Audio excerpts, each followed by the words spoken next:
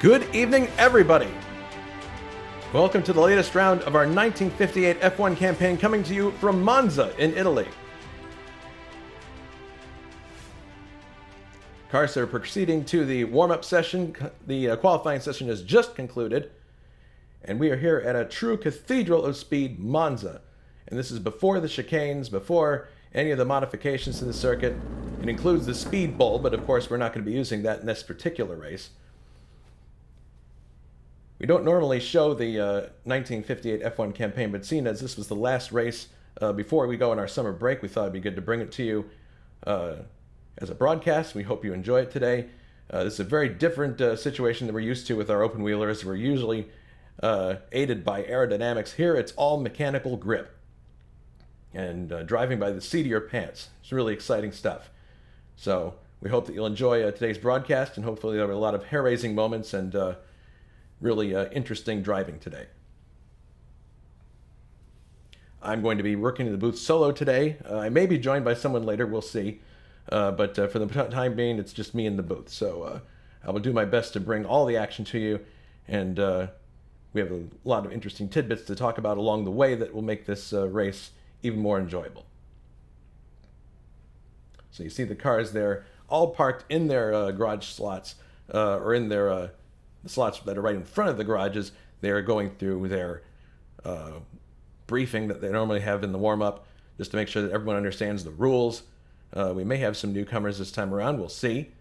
But in any case, looking at the track map, this is Monza, no big surprise. And this is the way it appeared in 1958. The track that we're using is actually a 1971 track, so there are going to be some anachronisms as far as sponsorship and things that you might see in the track, but it is still, for all intents and purposes, the same size and distance that was run in 1958. So from that point of view, it is correct.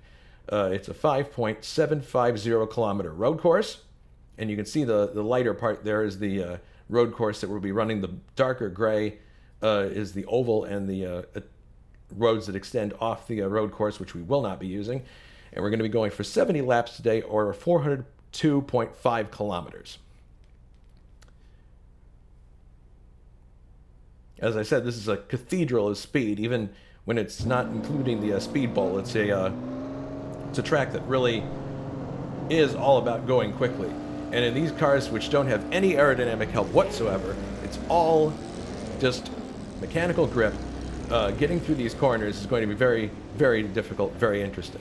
So let's go out on the track now for a moment, and let's see if we can pick up somebody doing a lap. Cars are heading out onto the track. Here's K.O. McKeels driving through Scuderia Ferrari. And this is a yellow Ferrari 246 with a 2.4 liter V6 Ferrari motor. There's going to be a wide variety of cars in this race. Some of them front engine, some rear engined, most notably the Coopers. So it's going to be a nice mix of vehicles. And you can see there that there are barriers there next to the hedges, so at least we won't be having to contend with hedges going through this race. But K.O. McKeels, you can see right there how he's using all the road that he possibly can. Coming now down towards that little bridge, or that big bridge right there, which you see above the car. That is the banking heading over the track. Now KO is heading through the long left-hander onto the back straight, which will take him to Curva Parabolica, and we'll pick up a full lap there when he starts there.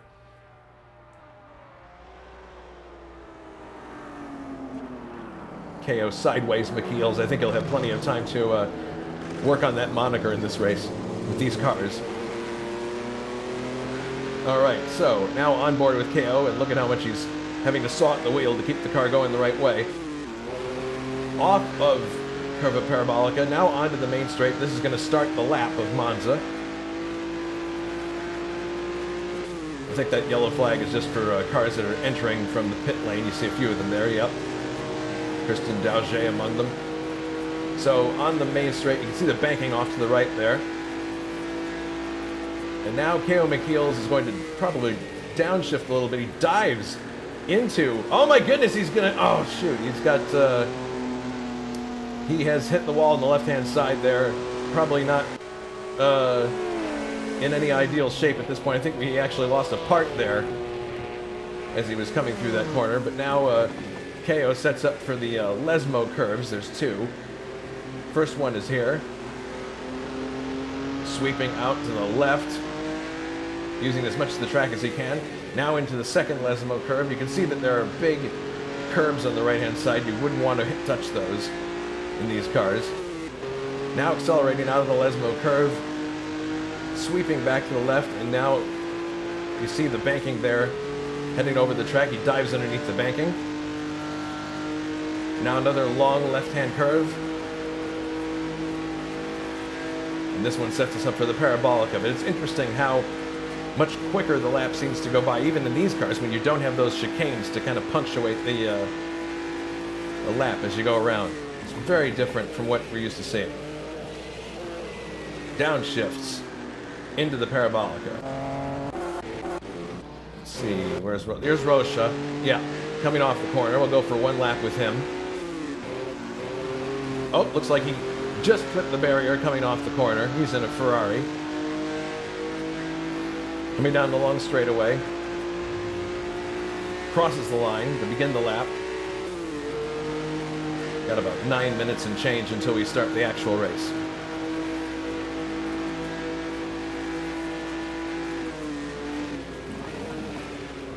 Now downshifting a bit as they head into the first corner.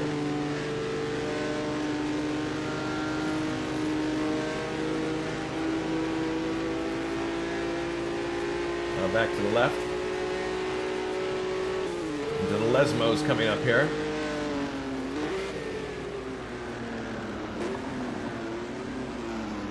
You can see how it's the real challenge here is going to be hauling these cars down to a stop on these skinny little tires. Second Lesmo. And now heading towards the left-hander that is in front of the bridge. There we go. There's the bridge that takes the banking across. See if Luciano is able to overtake Juha in this curve, or if he's going to wait until he gets out of the curve. And you can see how much the back end of these cars hang out. There he goes. He's overtaking Juha now. It's going to be an interesting mix here between the cars that have a lot of... oh my goodness, look at KO McKeels making it 3 wide going into... well, that was not going to work. KO runs off into the gravel. But Juha staying on the inside there. I think this is going to be a really interesting challenge between the cars that have lots of power and the cars that handle really well. Because obviously, right there, you're seeing Ferrari power propelling Rocha down the straight.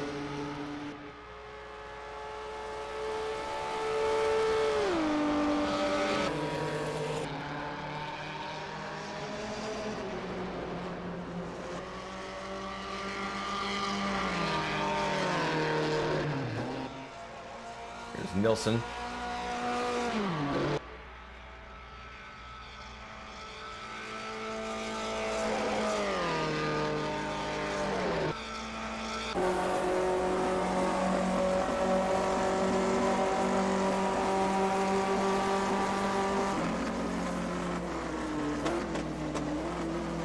As he heads into the parabolic, a much more conservative entry for Anders.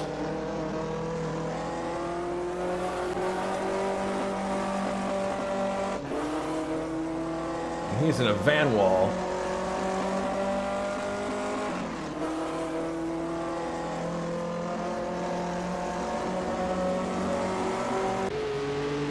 And these are front engine cars. Oh, Luciano getting out of shape there.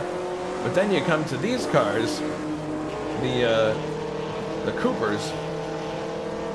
There's a Cooper driven by Dauget, and the engine is in the back. So different situation entirely. So we'll have to see how the handling plays out. You know, it'll be interesting to see in the slower portions of the circuit if the handling of cars like Coopers and Lotuses, or Lotai.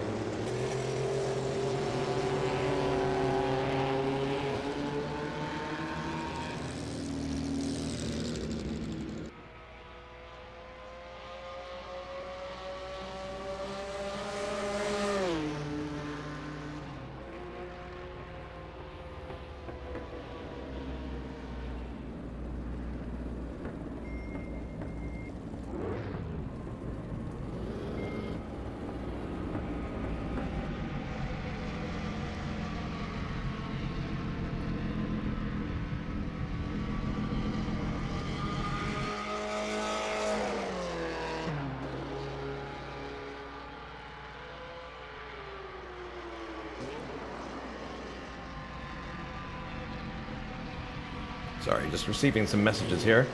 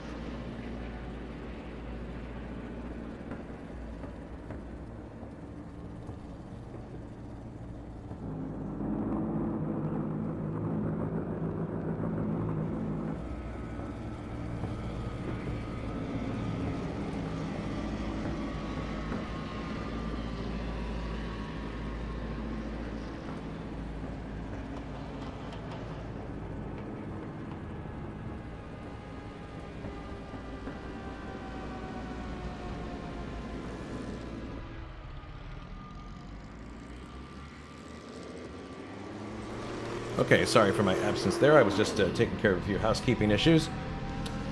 But let's take a look at the point standings going into this race.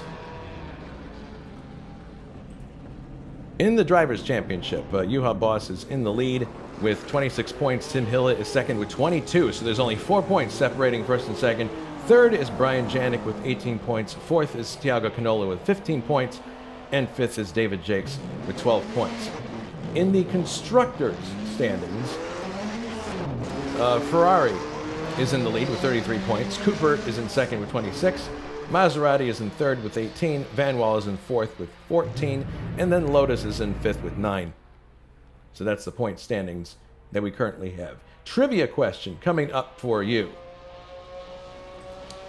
In the 1958 Italian Grand Prix, which driver shared a Maserati with Maston Gregory, finishing in 4th place? Was it A, Jim Rathman, B, Carroll Shelby, or was it C, Hans Hermann? We'll have the answer for you later on in the broadcast. We have another trivia question, too, also, in case things get a little bit lull along the way, but I doubt that'll happen. We have 10 seconds to go now before we get to the driving session. I've got some other tidbits I'm going to be sharing with you as well. But we're really happy to have all of you here watching on YouTube. The clock has gone to 0, and very soon we'll be going to the formation lap and the race.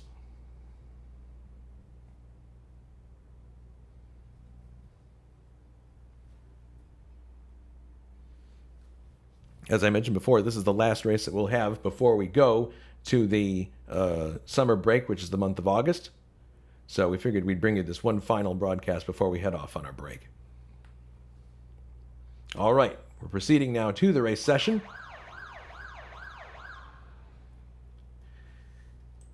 I arrived a bit late to see who actually is on the pole, but we'll find out who it is now. It is Brian Janik on the pole for Scuderia Ferrari.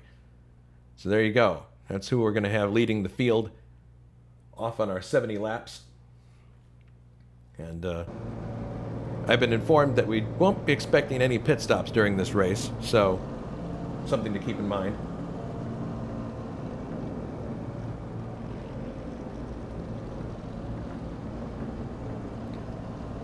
Waiting for Brian to join the grid.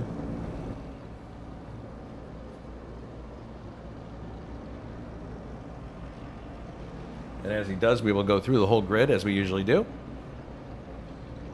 Once we go on the parade lap.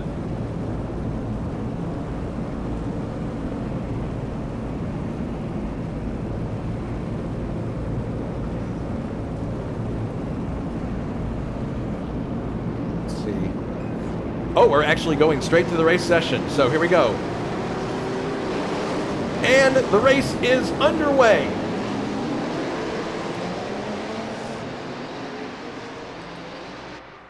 A little bit of hiccup there in the visual, but as you can see, Tim Hilla has jumped into the lead for Scuderia Ferrari as they head down the long straightaway. Now into the first turn, Tim Hilla letting it all hang out. Brian Janik is in second, Peter Hlavich is in third, and these are the first 3 cars. You can see they're opening up a little bit of a gap. Heading down the long straightaway now into the Lesmo section.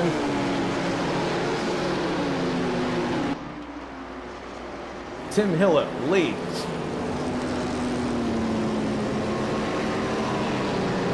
Janik is in second, Plavich in third, Drexler fourth, Bos fifth, Yunt sixth. And they're all tripping the timing beacon at the same time there. Well, not the same time, but together. Now down the long straight that leads under the banking, and now we're into the back straightaway. Hilla leads, Janik in second, and Peter Hlavich is in third in the blue car. Now downshifting. Look at Hlavich. Pulling out a little bit there, but not going to get close to Janik or Hilla, but Hilla in the lead. And the third car, Hlavich, is Scuderia Temple Buell.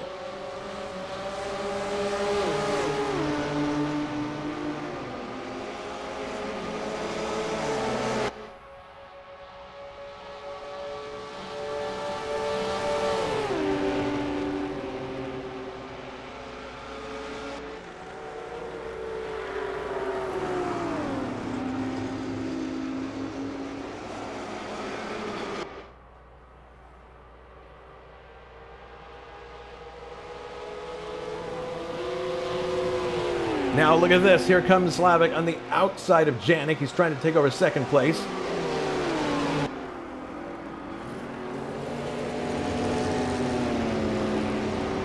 Not going to get it done there, but they're heading through the Lesmos now. He might have another chance here. Looking on board from Hlavic's car.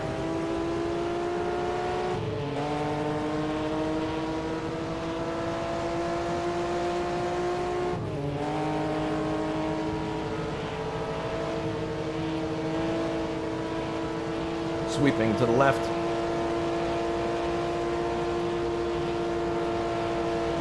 These three cars running together.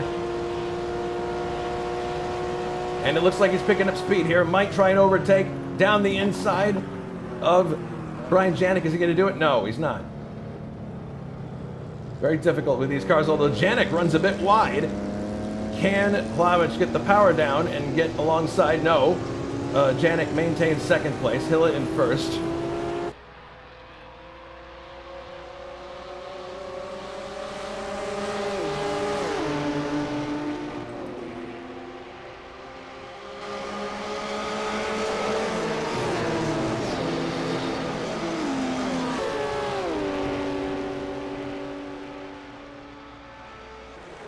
Looking a little further down the field, we have, oh no, we're actually looking at the same battle, going back a little bit now.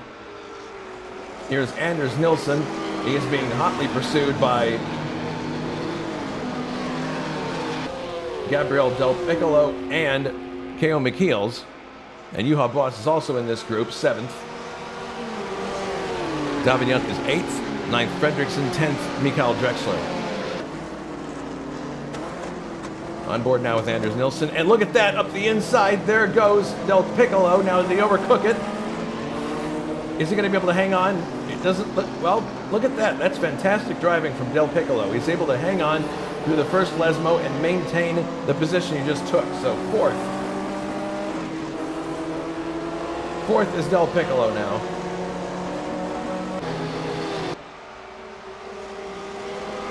Coming down the long straightaway. Del Piccolo in 4th, Anders Nilsson in 5th. And Anders Nilsson is driving a van wall, and we have some interesting tidbits about van wall that we're going to talk about a little later on related to this race. But it looks like Del Piccolo is going to maintain that position. KO right behind. We're following KO a little bit in the pre-race.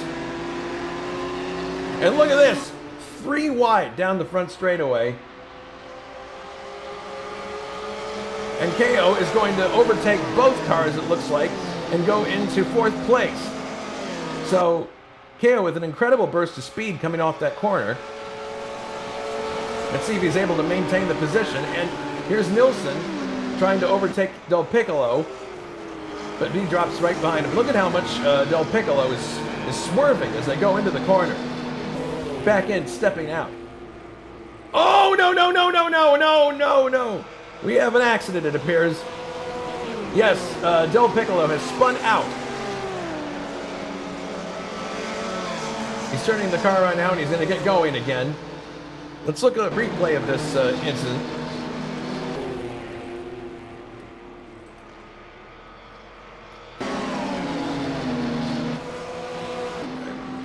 Can't get a replay to go at this point, but in any event, it appears that sends Del Piccolo all the way down to 18th position. That spin, that was very, very costly.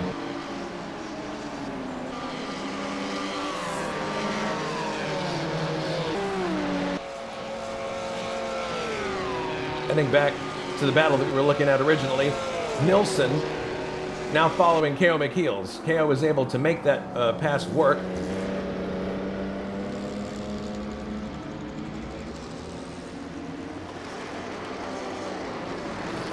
There they are coming through the Curva Parabolica.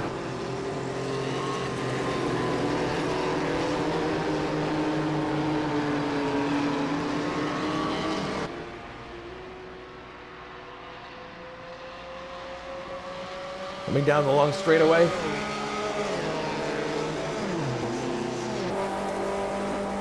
on board with Anders now. Heading for the first turn.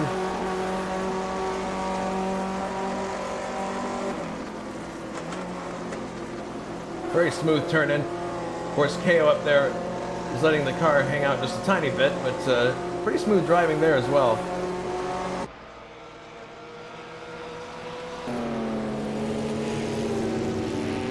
And Peter Hlavich is now in the lead up front here. We were looking at cars further back, but Hlavich is now in the lead in his blue Scuderia Temple Buell, which is a Maserati.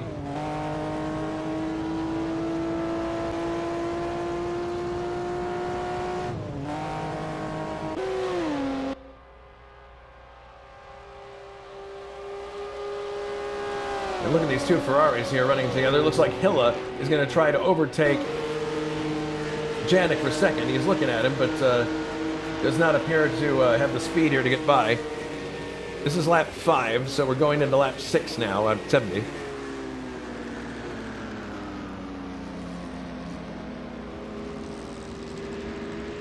Keep in mind, it's all these skinny tires and no aerodynamics.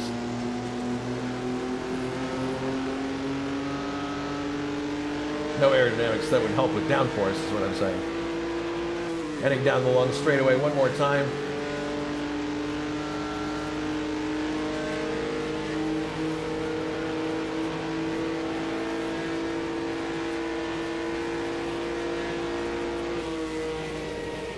Downshifting now for the first turn.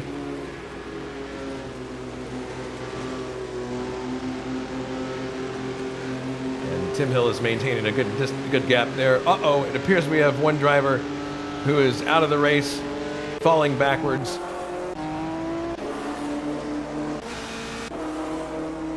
It appeared that it was, let's see, De Vries or was it Dauger? Well, somebody was having an issue.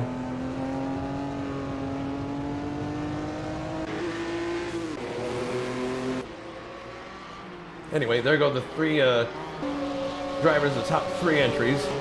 Go a little further back. Nilsson is now in front of K.O. McKeels. And we have Bos, Fredriksson, and Junt behind this group. 6, 7, 8.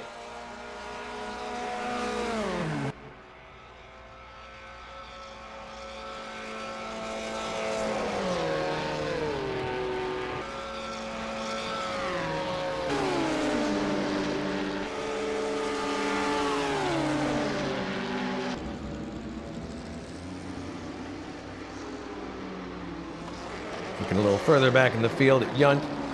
Oh, look at this. This is a really interesting battle here between Fredriksson and Bos. Fredriksson right with him. Let's pick up this battle, see what happens here.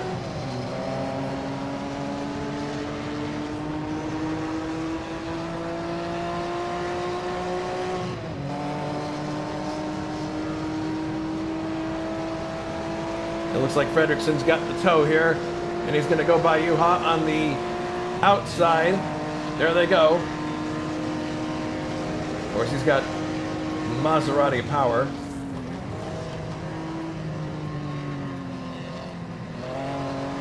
You see how his car is really, really sliding going through the corner. That might be an advantageous problem for Juha, as Juha gets back by again. There you go. So Juha, using the superior handling of his car to get back by Jakob Fredriksson, now heading into the Lesmo curves. That's a front engine car versus a rear engine car there.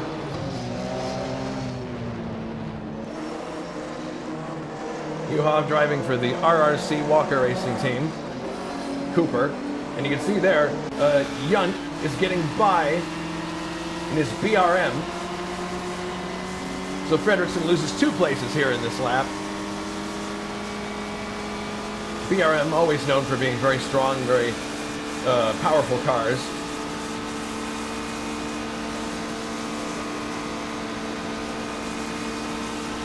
Heading down the long back straightaway now, and now Junt is trying to close in on Bos. He's got a speed advantage, obviously, here. Downshifting now for Curva Parabolica.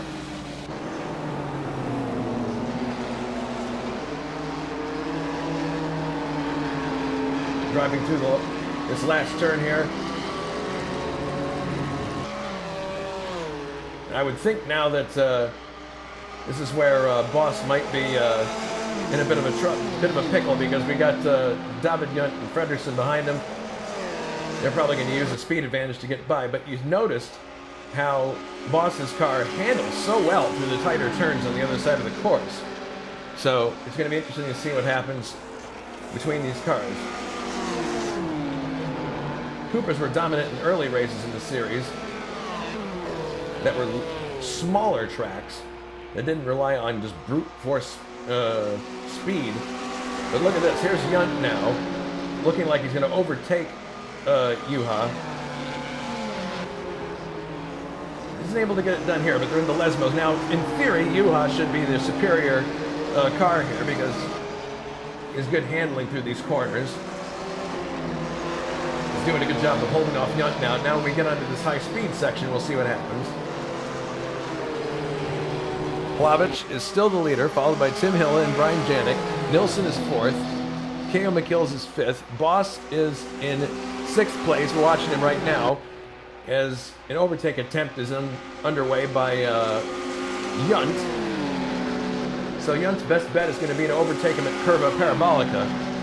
He's pulled out, trying to take the position, and you can see that a defensive posture has been taken by Bos, and actually Fredriksson overtakes Yunt.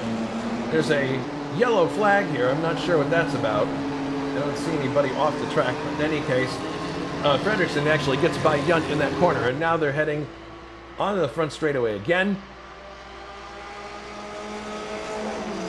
We'll see if Yunt can mount an attack again, but I'm really impressed with Bos's ability to stay ahead of these cars, because obviously he's got a little bit of a speed disadvantage here.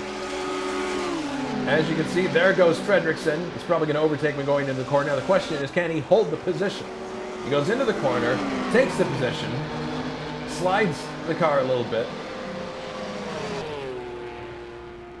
Bos drops to 7th place.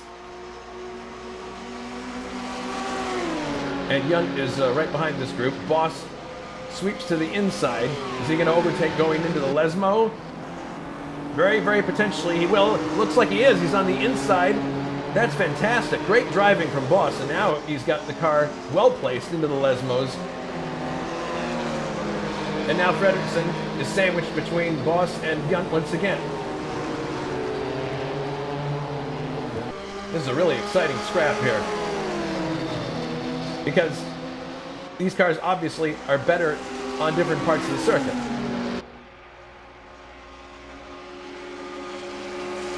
Heading down long straightaway now, and you can see that Fredriksson's got a bit of a roll going on now. He's going to try to overtake Bos on the inside. There's K.O. McKeels in 5th place.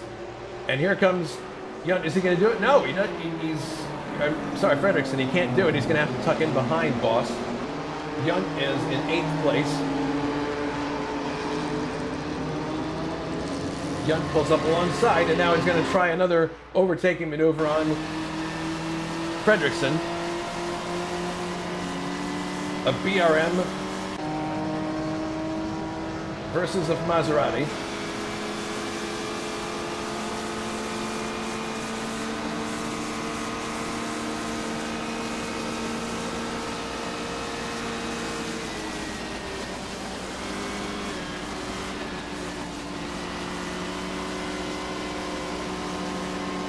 Oh yes, Dauger is out of the race. Something happened there. Not sure what. But there you see Fredriksson looking to overtake Bos again, but he's not going to be able to do it. Bos coming into the Lesmos now. You can see how there's an accordion effect here as the cars come together.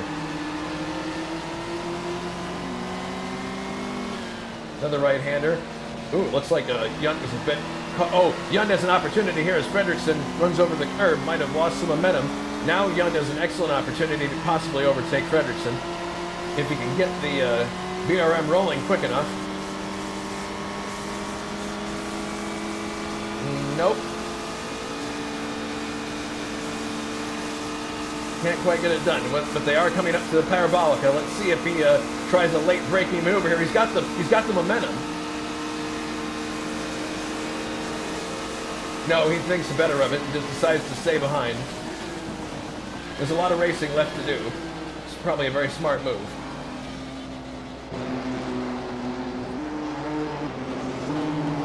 He looks down the inside, actually, in the Parabolica, but he has to slot in after the car of Fredrickson.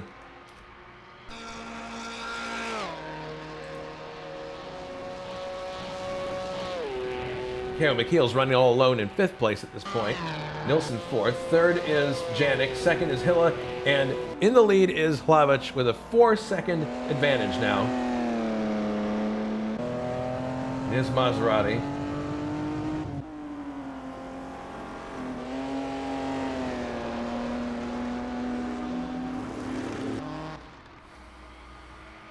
This is looking really good. Here comes Fredrickson trying to overtake Bos again as they come down to the Lesmos once again, and I think Bos will probably be able to slide in the inside. No, actually, Fredrickson gets him this time around the outside. Riding on the back rollover bar of Bos now. Fredrickson heading through the Lesmos. And this is where Bos seems to be able to counterattack off of corners because he's able to get on the power a little bit earlier. Here he goes, up the inside. But I doubt there's going to be room for him to overtake here. No, there's not. Fredrickson stays ahead. Of course, I also hear the BRM close by. There it is. Bos has a little bit of space between himself and Yunt.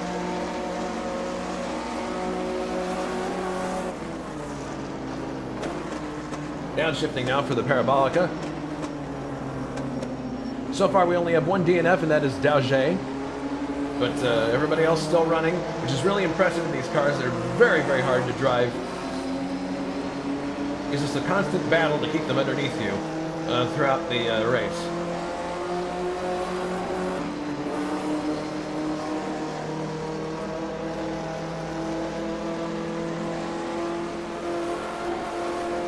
Now into lap 12. Bos right with Fredrickson once again. I think the speed of oh goodness, look at Fredrickson, takes a very wide line, and that's going to get Bos up the inside and into 6th place. Excellent opportunistic driving there, and also now it looks like Fredrickson might come under attack from Yunt as they head into Lesmos. Lots of tire smoke here. Fredrickson now has to contend with Yunt. Oh my goodness, look at the roll that Yunt has on, well, he wasn't able to make much use of it there, but Yunt backs off just a little bit. Look a little further down the field, see what we have. Here is Adam Hackman and another BRM, and he is challenging Dressler and a Van Wall. This is a battle for 10th place.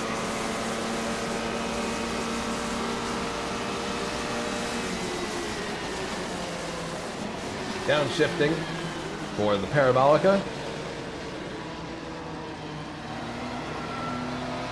And both cars trying to get on the power as much as they can without doing anything adverse to the car. Off the corner.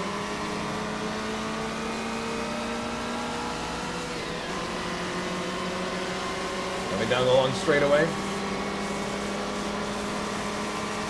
And Hackman does have a little bit of a roll on Drexler. Let's see if he's able to make it stick.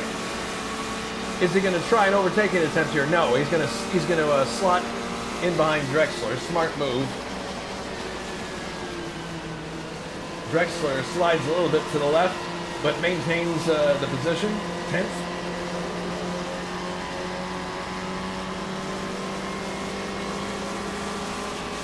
A little bit earlier, it looked as if Hackman was going to overtake him, but Maybe he'll have better luck in this corner here in the Lesmo.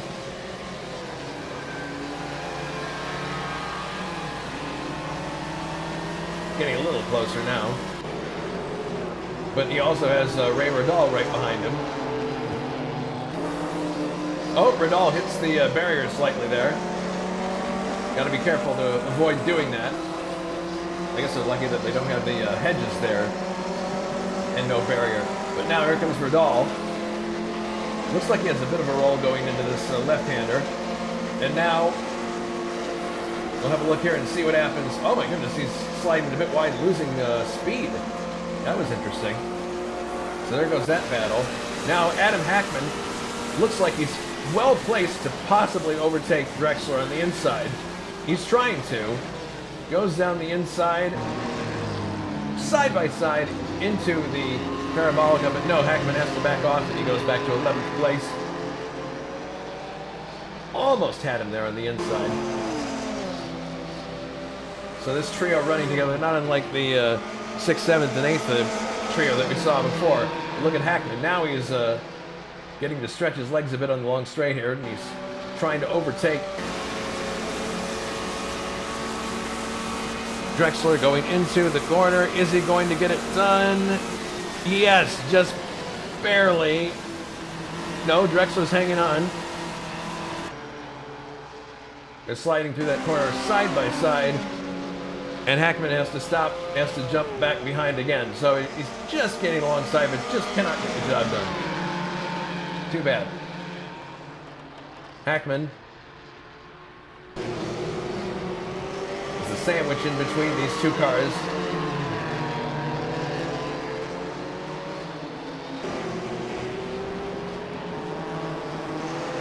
Two Van Walls.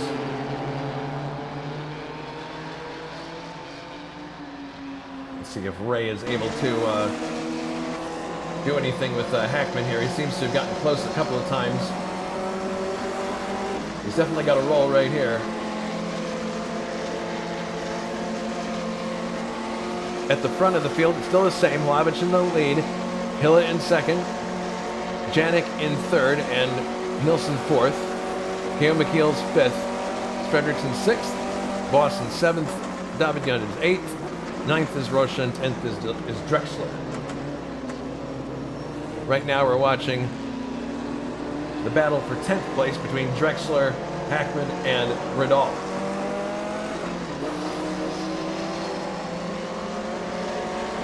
These cars all seem pretty equally matched.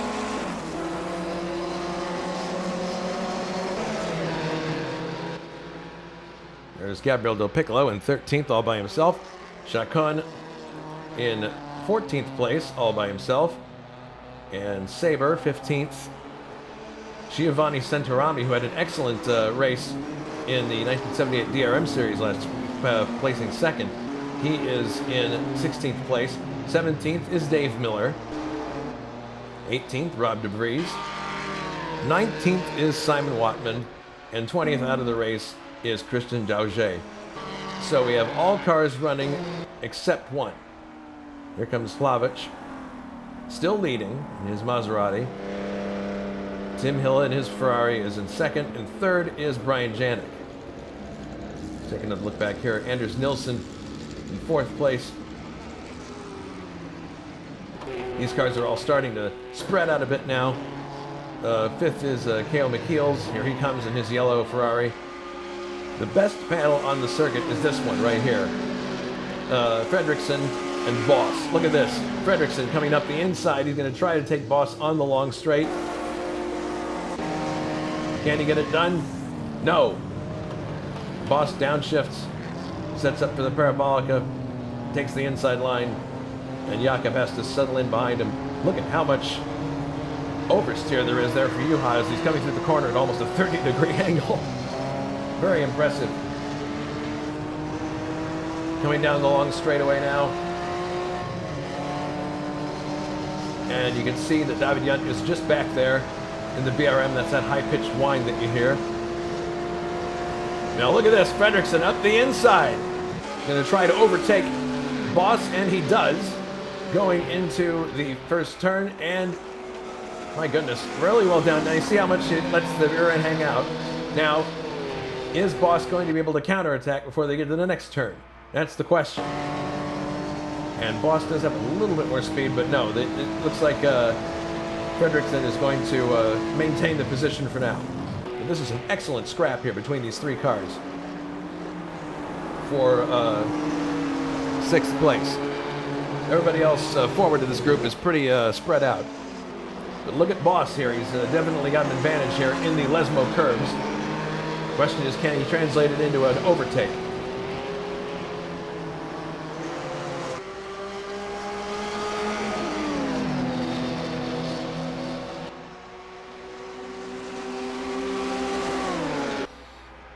Coming down the long lane to the left-hander that leads onto the back straight. Fredriksson well placed now, it seems, and it looks like this might be a chance for Yunt to overtake, but no, he's not going to do it here. Heading into Curva Parabolica. Bos, actually, look at this, heading up the inside. He's got great purchase on the inside of that corner. That car is handling beautifully. Is he going to overtake? According to the telemetry, he has. But now here's the question. Can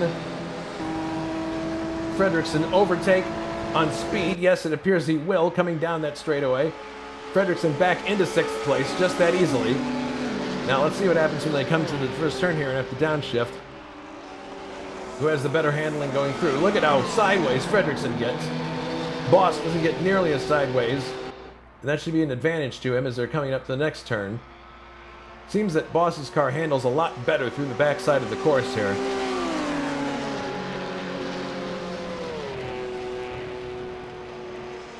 Heading to the next turn. Right hand. Lesmo, look at Bos. He's got great purchase down low. He's going to make another attempt to overtake. Can he get it done? Going into Lesmo 2. Oh, goodness, there may have been a little bit of contact there, but no, he didn't have the momentum to get by.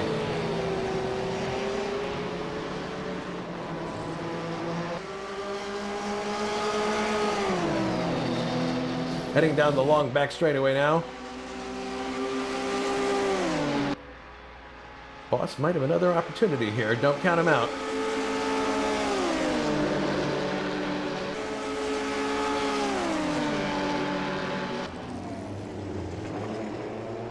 And look at Yunt. He's having to look. See if he can get by, but apparently, no, this is a foreshortened shot. It's very easy to see. Well, look at this. Juha going up the inside. Has the inside line. Can he get by Fredriksson? Yes. He's just edged in front of him, and Fredriksson will have to give up the position. So Bos back into 6th place. This is fantastic. But now Fredriksson is on the long straightaway where he's able to exploit the engine that he has available to him, and he just sails right by into 6th place. So this is probably going to be a narrative throughout the race. Certain cars doing better on long straights and others doing better in corners. Heading into the corner now.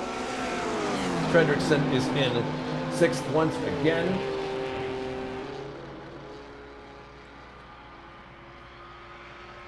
And it's going to be interesting. Let's see if Bos can close in again on Fredriksson as they head to the Lesmo curves. Hard braking here through the first Lesmo. I don't think Bos has a chance to get by in this instance. Nope.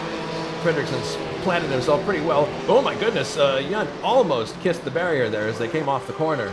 He's got to be careful about that. But now look at this, Bos, very well placed, coming down the. You almost can't see him because he's hidden behind Fredriksson's car, but he might have a shot here using the slipstream to overtake going into the Parabolica. I don't know. Might, possibly. There is one of the lap cars, Simon Watman, that they're arriving at, and out comes Bos, but I don't think it's going to work. No, and Simon has actually gone off the track and into the barrier. Hopefully he's able to continue. He's using the grass strip on the outside to rejoin the track. And Yund has lost a bit of ground to these cars, but Bos is still with them now.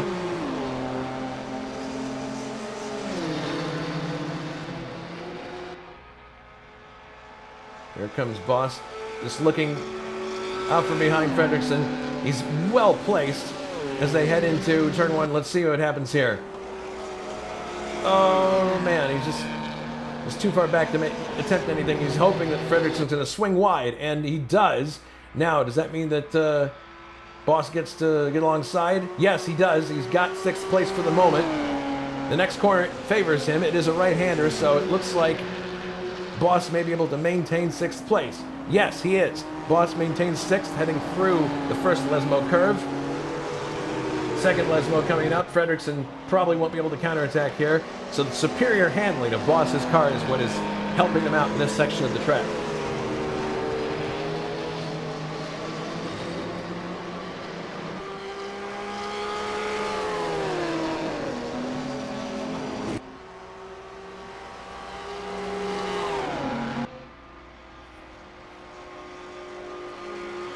Fredriksson has a roll once again. Lots of speed here coming from his car. Let's see if he's able to translate it into an overtake. Coming towards the Parabolica one more time. Nope. Nope. He's going to have to duck back in behind Juha.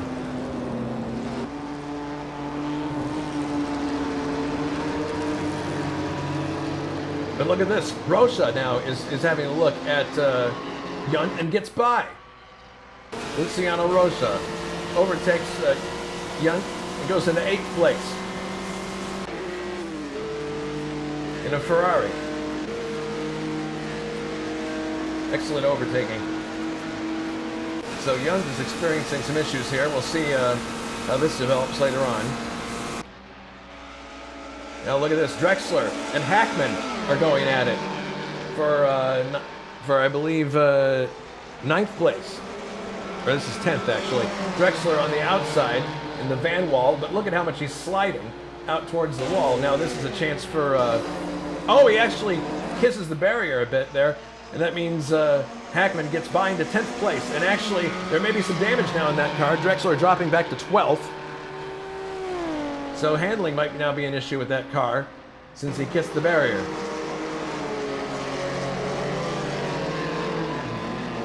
So Hackman securely up into 10th place. There's Del Piccolo's 13th. 14th is Chacon. 15th is Saber. 16th, Centurami. 17th, Dave Miller. De Vries is in 18th place. Wattman continuing on for Team Lotus in 19th. He's probably nursing some damage after what happened in that corner at the Parabolica. Dauge out of the race. Hlavic continuing to lead. He leads by 4.387 seconds. So it hasn't changed much over the last few laps. We're in lap number 21 right now. And then there's Tim Hilla. He has lapped Centurami. That is not a position battle there.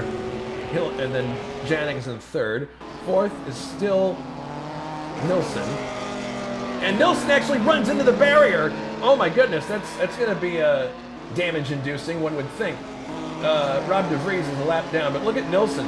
He's actually skating along the outside of the barrier. That's not good. My goodness, he's actually pulling to the inside of the course. I think this might be a retirement. Yeah, he's pulling to a stop. So clearly that damage from hitting the barrier on the left-hand side is too much, and he doesn't want to continue with that. He must know from experience, yeah, he's gone to the garage. He must know from experience that the car is too damaged to continue on. So Anders Nilsson out of the race, which is very unfortunate. The lead is still Hlavic with Hilla in 2nd, Janik in 3rd. KO now comes up to 4th, and eventually 5th will be Bos, 6th will be Rocha, 7th Yund.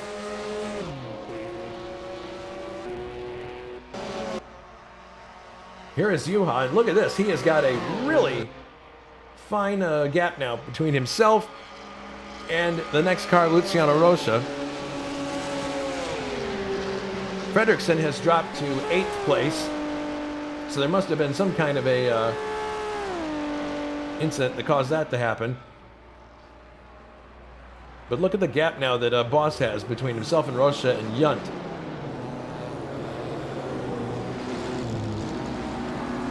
Looking down further through the field.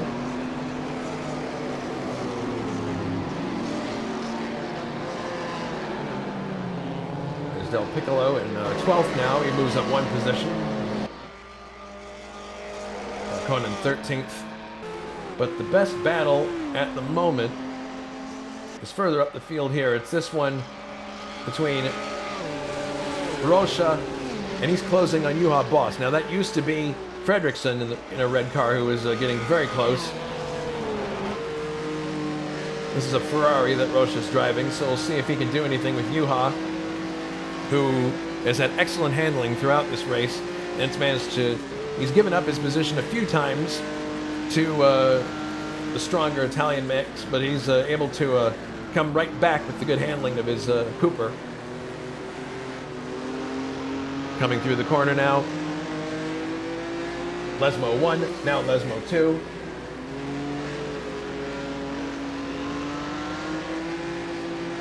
And now coming down this straightaway, leading to the left-hander that's just under the bridge where the banking is.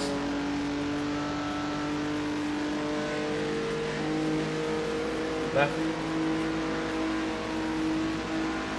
It looks like Rocha definitely has more straight line speed than Bos, but the question will be, can he handle as well as Bos in the corners? Here he comes. Oh, with a full head of steam. I just don't think there's going to be enough room to do it in this corner, although he seems to think different. Going up the inside, is he going to get it done? No. Just not enough room. Bos in 5th place, hugs the corner.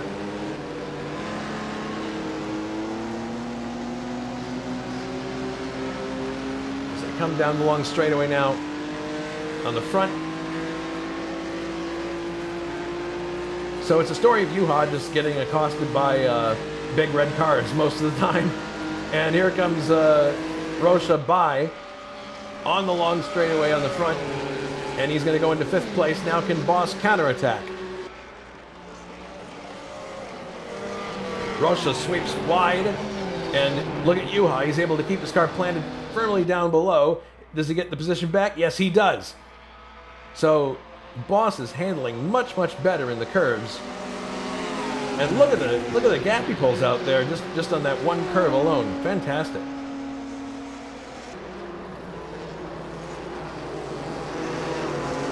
And now Rocha is going to have to deal with David Yunt.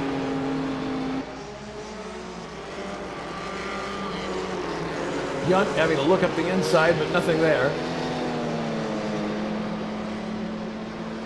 And Fredriksson is back in 8th place right now, so...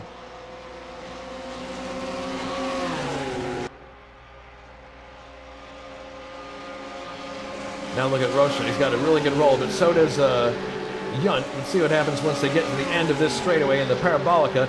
Bos is on the outside, the other two on the inside, trying to use their combined power to overtake.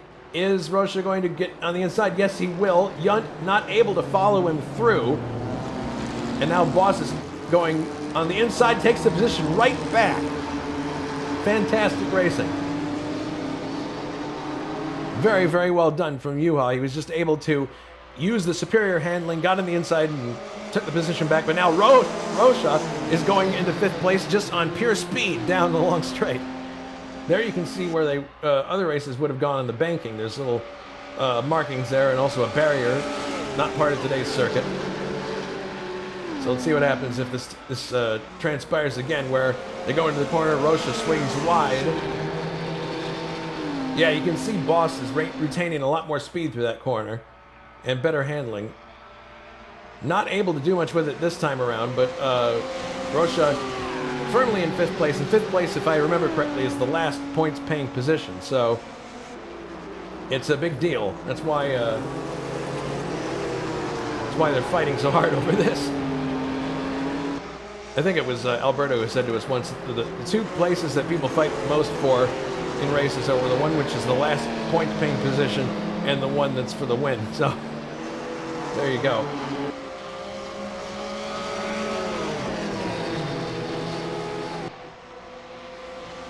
Bos right with Rocha now. Coming through the left-hander. Down the back straight.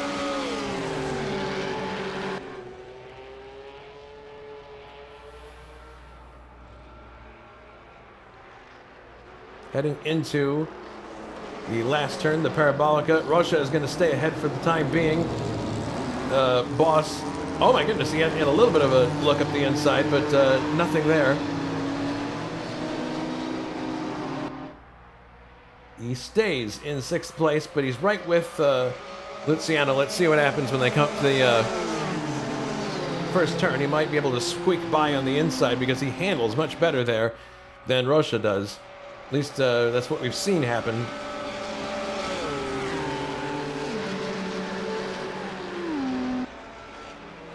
Heading into first turn, Rocha again seems to lose speed coming through here, but Bos is he's having a hard time finding a way around Rocha there, as he was kind of placed lower than he normally is in that corner. So Bos stymied as they head into the Lesmos now.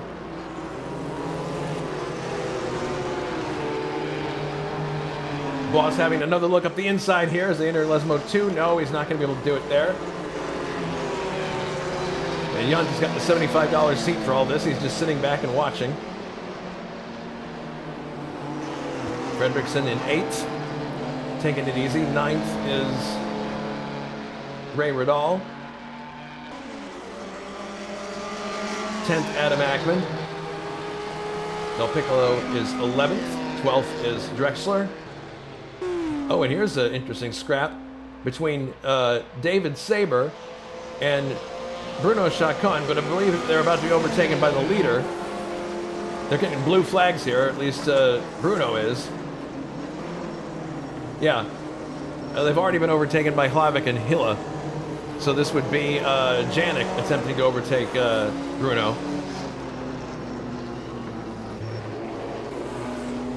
There's Janik back there. You can see Saber now behind Brian Janik. Janik's next target is Bruno Chacon.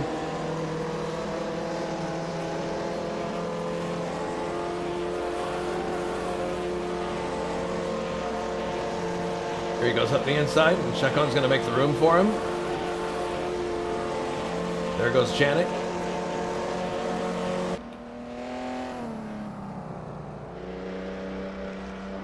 So that gap between Bruno and Saber now actually closes down again. So riding on board with Saber in the BRM. He has got Chacon right in front of him. This is a battle for 13th place. Rob DeVries out of the race, unfortunately.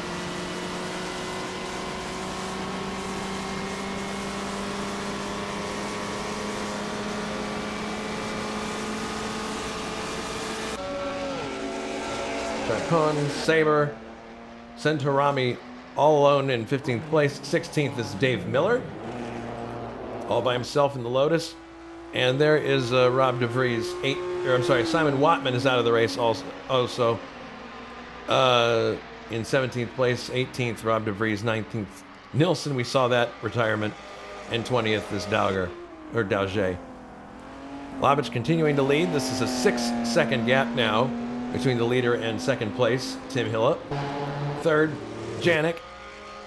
Fourth, and all by himself, K.O. McKeels. Luciano Rocha pulling out a gap now between himself and Juha Bos. These cars are all kind of spreading out now a little bit. Ray Riddall, Adam Hackman, and Gabriel Del Piccolo. Sorry for the freezes here. It's just it's a very there's a lot of detail in this mod, and apparently it's hard to transfer it over to the stream itself. Drexler 12th. Oh, and here we go. Here's that overtake I was forecasting that might happen between Sabre and Chacon. This is for 13th place. Looking back over Chacon's shoulder at Sabre. He's probably a lot closer than he appears in this shot. Chacon driving a Cooper. And Sabre's in a BRM, I believe. So the speed advantage should go to Sabre here, but the handling advantage, one would think, would go to Chacon. As you can see how much Sabre closes in here. But then through the turns, Chacon's got excellent purchase here. His car is just sailing through there beautifully.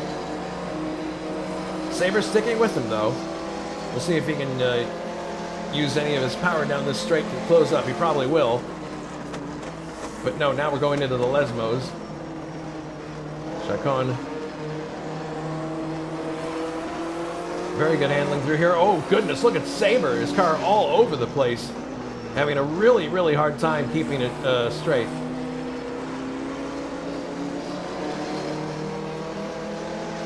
We're on lap number 27 now at 70. Bruno Chacon doing an excellent job staying ahead of the obviously more powerful David Sabre.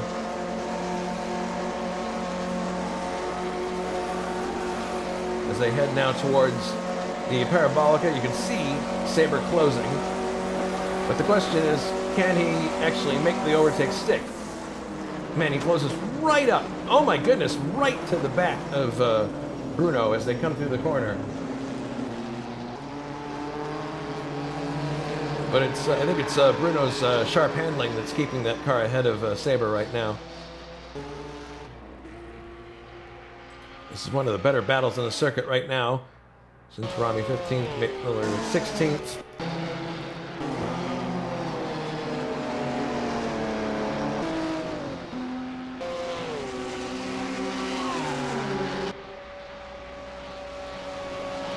Boston 6th.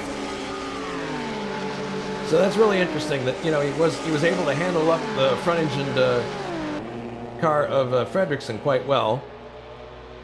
The Joe Bonnier entered car.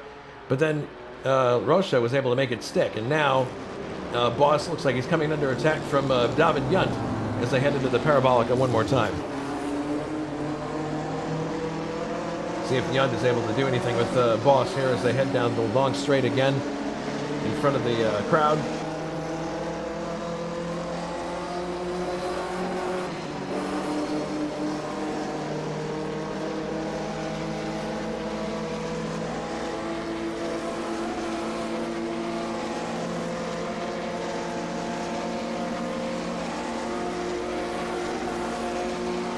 In the slipstream there. Let's see what happens here.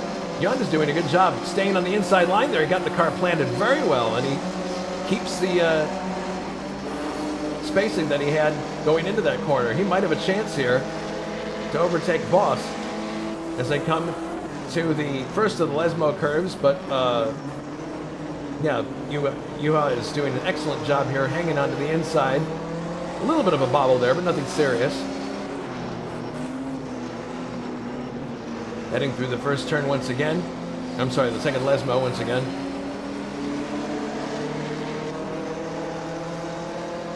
David Yunt in excellent shape here in his BRM, but he's got to get by Juha at some point here. He's got the power, that's for sure. But does he have the handling? Evidence to date would suggest he does not, but as they head for the Parabolica here, you can see that he's got a little bit of a roll, but is he going to exploit it as they get to... No, he's going to shut down the car before they get to the Parabolica. So Yunt is taking the long view here. He thinks that this is going to be a race of attrition and wants to be there in the end to pick up the points. Fredrickson still back there in 8th, so he's not dropping back too much.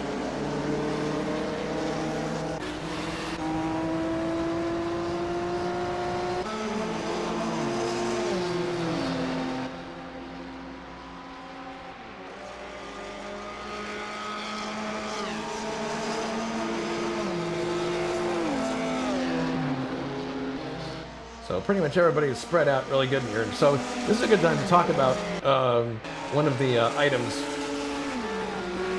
I wanted to mention really quick here about the van wall. One of the interesting tidbits about the 1958 race, and I thank Juha for bringing this to my attention before the race so I can make a slide about it, is that at this race, Van Wall experimented with a closed cockpit. That's right.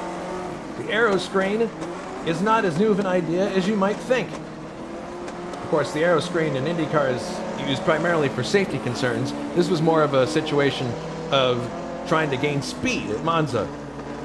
So and this was only during the first practice session, mind you.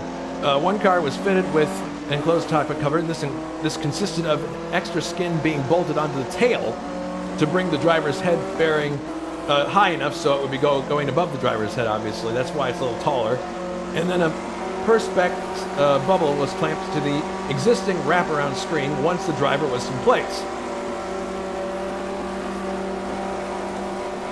It proved highly successful from the driver's viewpoint, but its speed advantage seemed doubtful. That's according to Dennis Jenkinson's report in Motorsport.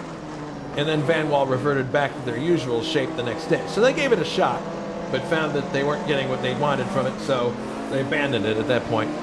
But that was only during the first practice session.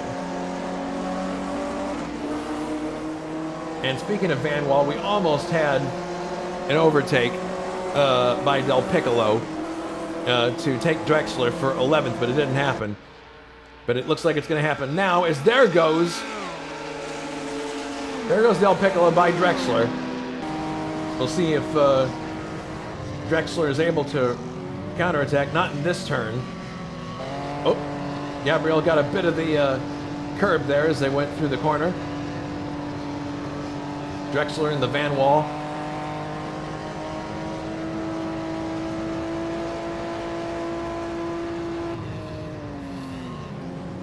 Downshifting now for the Lesmos. Drexler hanging in tough there. He's right behind Gabriel. Downshifting again for the Lesmo. Look at how much Drexler slides there. The physics of these cars are very different depending on where the engine's located and how much power you have. And the suspension geometry, no doubt.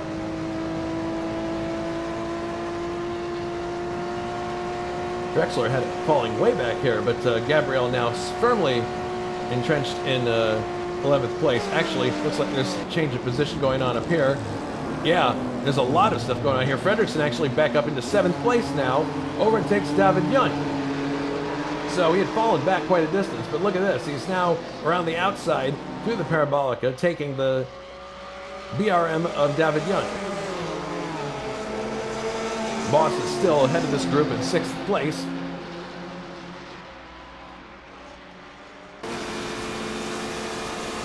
And look at Fredrickson here as he's trying to overtake Bos and does. Goes into 6th place before they get to the first turn. Now, handling-wise, what's this going to do? Fredrickson able to keep his car planted fairly down low. That's interesting as Fredrickson fell all the way back to 8th place. And was able to bring the car back up to 6th now. He's looking really, really good. They're overtaking a lap car here. Oh my goodness, Fredrickson. Oh, Fredrickson impacts the wall. That's not at all what he wanted to happen. Bos goes back in front. Fredrickson down to 7th. Now is David Young going to be able to capitalize? Coming off the corner now. And how much damage, if any, was done to Fredrickson's car in that little skirmish there? He's going to have to run on pins and needles now for a little bit. That's Dave Miller on the inside there, making room for the leaders. The car's on the lead lap.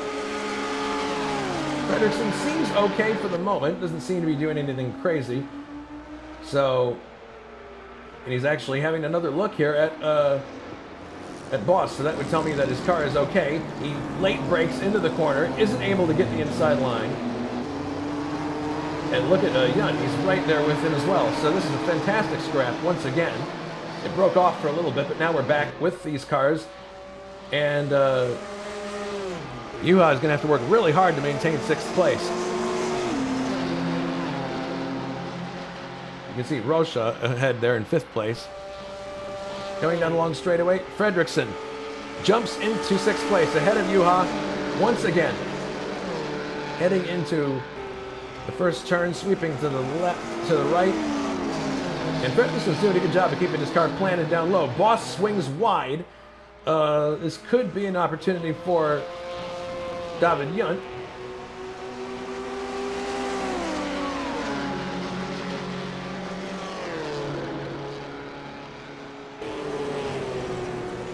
And oh my goodness, yeah, they're very close together. Juha's having to struggle to hang on now a little bit here with these loud 12-cylinder cars.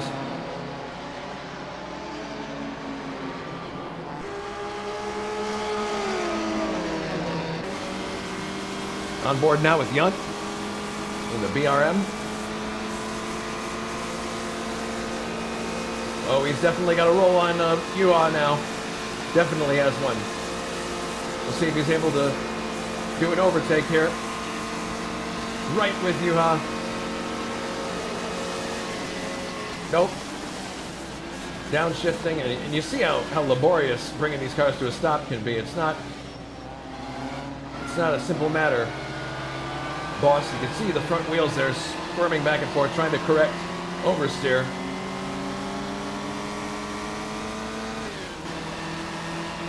Now onto the front straight once again.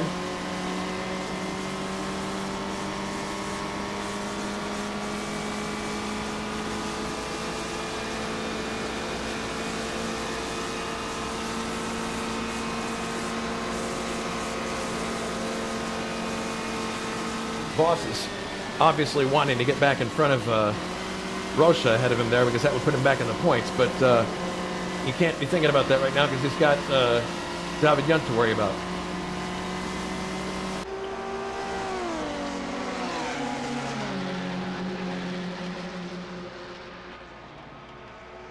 Look at Rocha light up the tires as he heads into the... Oh my goodness, that was a mistake from Rocha. Heads wide, that's going to lose him a lot of momentum. And Bos now is in a position possibly to get that 5th place we were just talking about.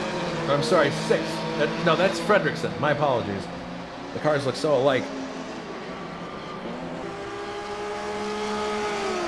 Fredriksson is in 6th. Bos in 7th. And any more instances like that, and it could be Bos in 6th place once again. We'll have to watch and see.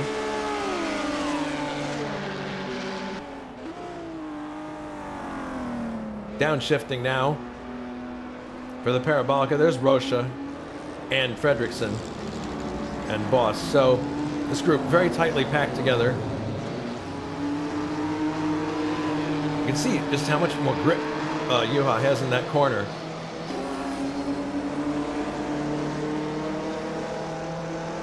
And he gets off the corner with more power, but then Fredriksson is able to streak away on the long straight. Should be able to, at least. Using the power to stay ahead. But let's see what happens once they head into this turn here. The superior handling of the Cooper might be the difference. Look at that, how he saws at the wheel. Fredriksson slings a bit wide. Not wide enough, though, for Juha to take advantage. You see how much more speed Juha retained through that corner. Coming up to the Lesmos, is Juha going to take an overtaking attempt on the inside here? He goes for it. He's on the inside. Looks like he might get it done. No, not quite. Tries again in the second Lesmo. Yes, he's now into 6th place. Juha. Oh my goodness, Junt on the barriers once again. Can't do that too many times before the car starts to drive sideways and crab on you. Now here's Fredriksson powering by in the inside.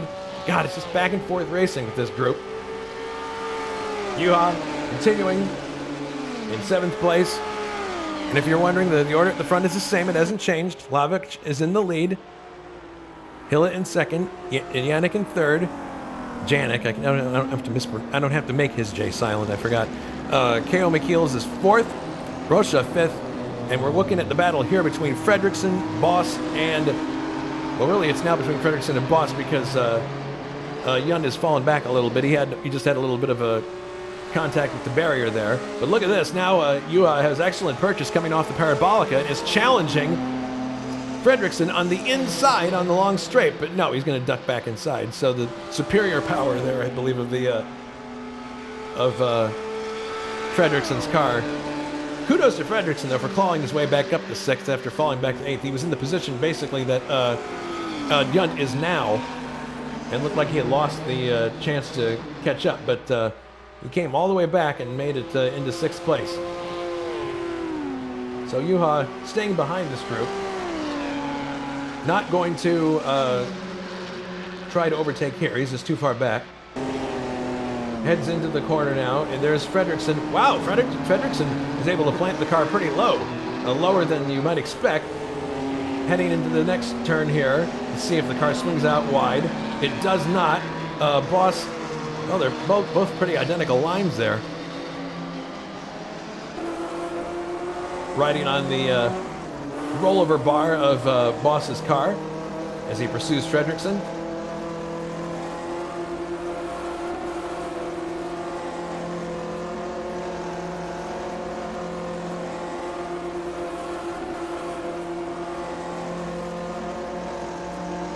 Heading towards the Parabolica. Shifting now.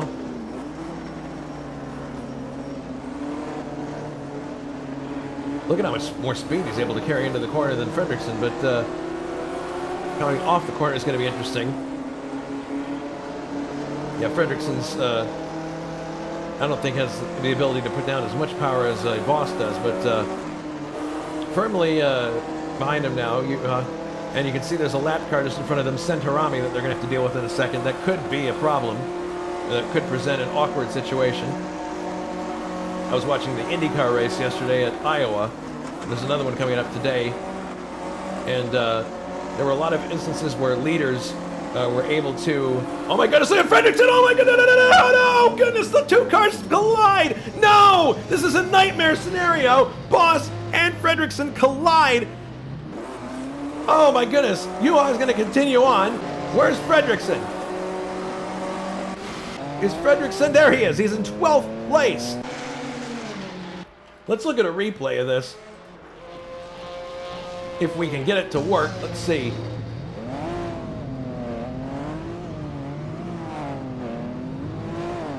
Run it backwards here. Let's have another look at this incident because this was clearly a situation where Juha was the innocent party. Forward we go and watch this lazy spin by Fredrickson. The car turns around and gets hit by Juha. Juha had basically nowhere to go. That's really unfortunate. Just a very lazy spin, and the two of them got collected. But Juha was obviously the one who got the most out of that incident. He was able to get going again a lot quicker than Fredrickson was. Fredrickson, to his credit, being very careful rejoining the circuit. Doesn't want to get anybody else involved, but that was what happened there. Fredrickson now in 12th place, and he has the leader coming up to him now, so he's going to go a lap down because of that incident. Sabres still battling with Bruno while all this is going on. This is a battle for 13th place. This is another Cooper versus BRM situation.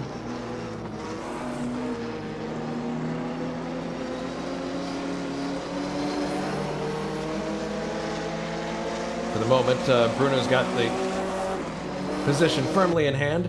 Fredrickson is stopping in the pits and is out of the race. Apparently the car was too undrivable. That's too bad. Fredrickson out. That's going to propel some people forward in the standings.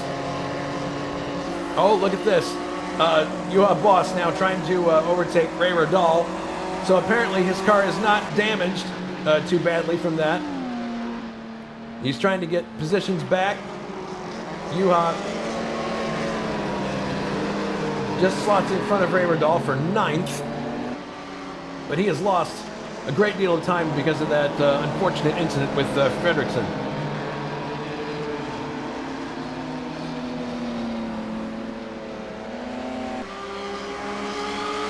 Down the back straightaway now, Juha takes another position now, is up to 8th, overtakes Del Piccolo, so apparently his car isn't damaged too much from that incident.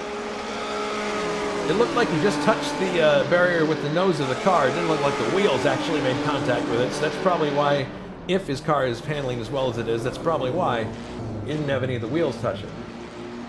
Heading down to the Parabolica now.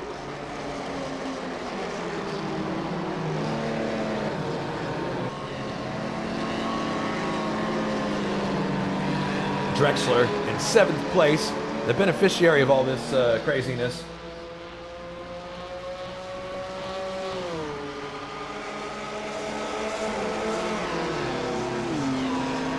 Bos now we're going to attempt to overtake Drexler for 7th place. Don't know if he can do it here. So it's 39, so we're past half distance in this race. Oh, Drexler slides very wide, hits the barrier. Bos says thank you very much, goes for the position, takes it. And he's going to lose more positions too, 2 more. So that's definitely something you don't want to do. Hackman now is going to overtake. Well, not quite. Wants to overtake for 10th place, but probably won't be able to do it. No, Drexler is now back to full strength and takes the Lesmo without any problems. So lots of battles going on here in mid-pack. It's pretty status quo in the front right now with Wlavich leading, Hilla in 2nd, Janik in 3rd, K.O. McKeel's in 4th, David Yunt in 5th, Rocha in 6th. And we're looking at this battle now between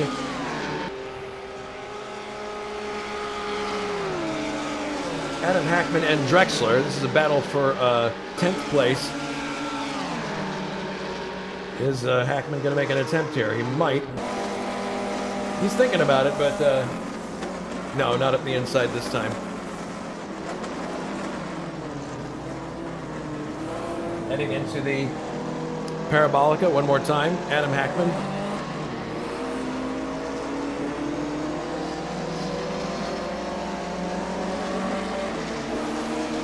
Looks like he has a bit of a roll here. Yep. There he goes. Into 10th place, just for the time being. You can see his wheels emerging on the left-hand side there.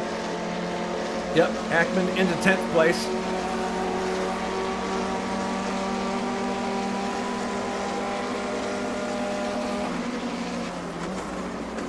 Downshifting now, Drexler. Look at Hackman swing wide, though. Drexler is going back for the position again. And takes it. Hackman back to 11th. So we're seeing a lot of these seesawing battles here for position. Lots of interesting dynamics in these passes and overtakes.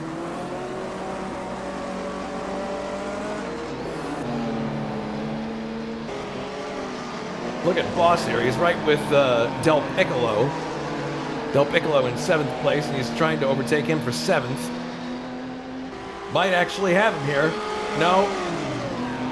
Del Piccolo's got superior speed down the straight. Maybe Bos will be able to get him in the Parabolica, but look at Ray Radal. Ray Radal pulls out. Well, not really. He's just having a look, but be interesting to see the difference between. There's Yunt in 5th place, Rocha in 6th. Now take a look at how. Oh my goodness! Here comes Ray Radal, having a look, but not. Yeah, that's a foreshortened shot. He's not going to be able to get Bos in this turn. But Bos is very much interested in getting back up through the field after his incident with Jakob Fredriksson, who is now out of the race in 16th place. But here comes Bos. He is looking to overtake Del Piccolo, and doesn't look like he's going to do it here, but let's see what happens when they enter the turn. The different handling of these cars might make a difference. Yeah, Gabriel swings wide. Here comes Bos up the inside. Is he able to take a position? Yes, he is. Bos goes up to 7th place. Oh my goodness, there was a... It sounded like a missed shift from Rocha there, as Bos is now firmly ensconced in 7th place. And should be able to retain it through these turns, through the Lesmos.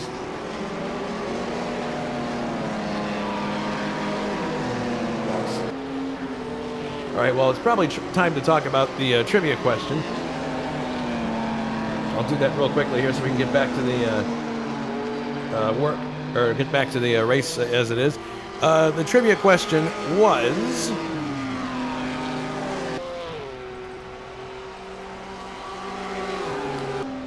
In the 1958 Italian Grand Prix, which drivers shared a Maserati with Maston Gregory, finishing in 4th place? Was it A, Jim Rathman, B, Carroll Shelby, or C, Hans Hermann?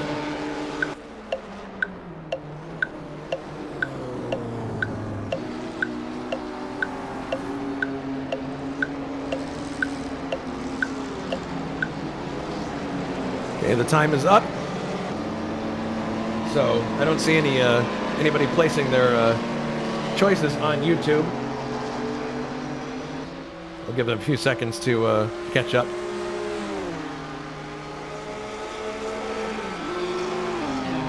Angel May's going with C.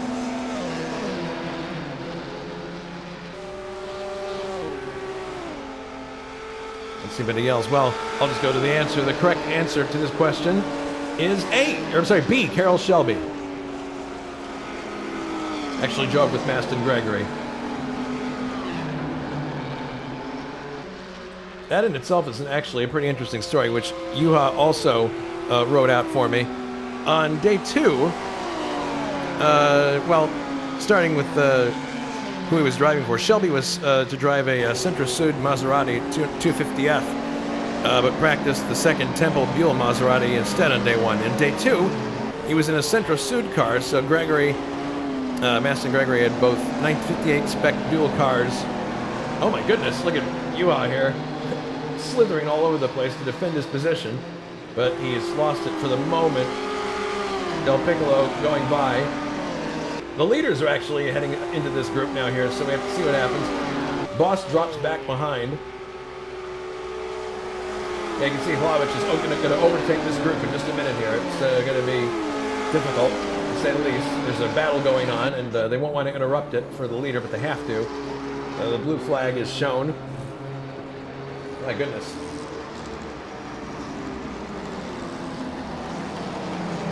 Heading into Parabolica, and there's Hlavic in 1st place, overtaking these cars, putting them a lap down. So as I was saying,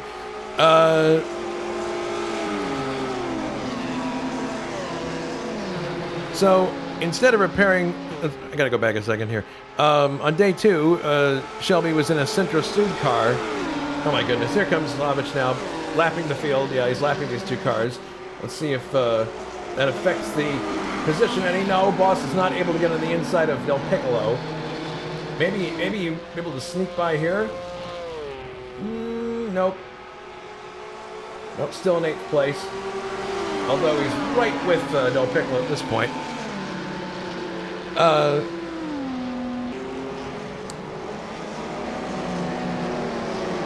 So on day 2, Shelby was in a Centro Sud car, so Gregory had both 1958 spec Buell cars to himself. Uh-oh. It appears, is someone dropping down the... Oh my goodness, no, there goes Drexler. He spun and hit the barrier. He's got the car going straight again. My goodness. That was a very unlucky situation. Now he's trying to get the thing back going again. My goodness, and he's getting blue flags the whole way here with cars coming up to lap him.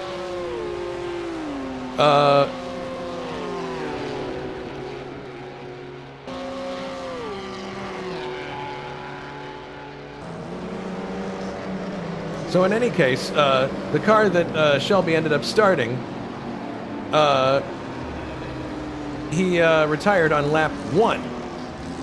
It was an untested car, and too small for him. The wheels were out of balance, and the whole car vibrated at speed.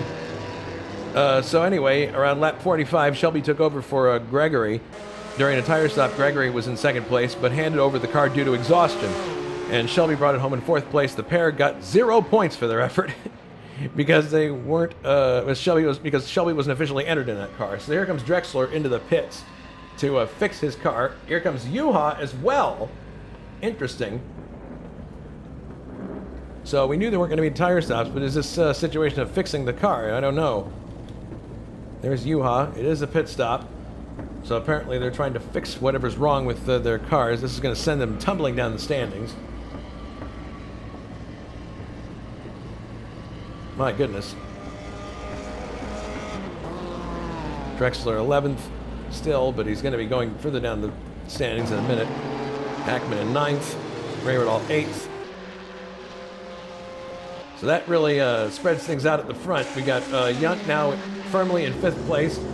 McKeel's in 4th. 3rd is Brian Janik. 2nd is Hilla. And 1st, way out in front by 8 seconds, is Hlavich.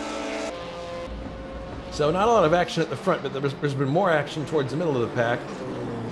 Rocha is in 6th. 7th is Del Piccolo. 8th is Ray Radal, and he is coming under attack from Hackman once again. So this looks like one of the better battles on the circuit right now. We are on lap 44 out of 70 now.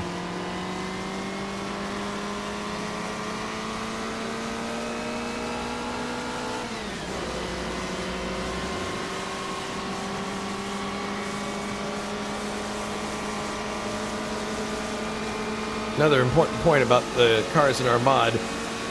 In our mod, all 4 Ferraris are identical, but the actual cars were a mixed bag in real life.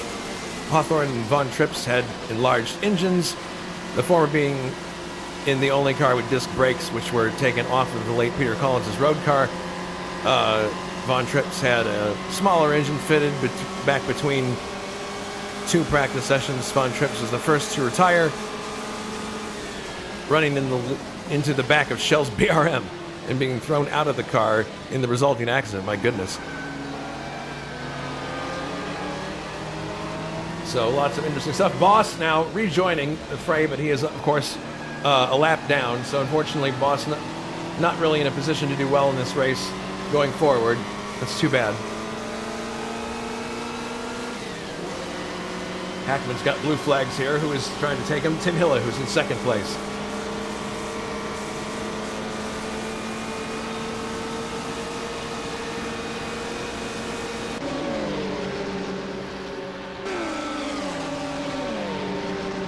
I think Hackman's going to make way for him here at the Parabolica. Yeah, he does. You can see just ahead of this group, Del Piccolo, who is in 7th place, and 8th is Ray Radal. Hilla runs wide, but maintains his position ahead of the Serial. Hackman. And Hackman's going to have to deal with Janik before long, so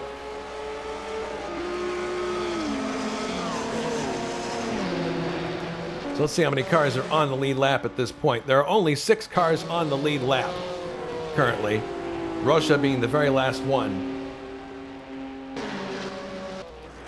So let's see, there's Rocha, and you can see Hlavich right behind him in first place. So he's going to, once he takes Luciano Rocha, there'll be only 5 cars on the lead lap.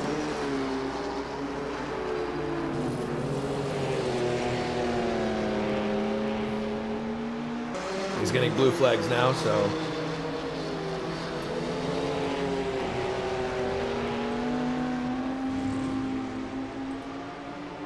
close eye here on him.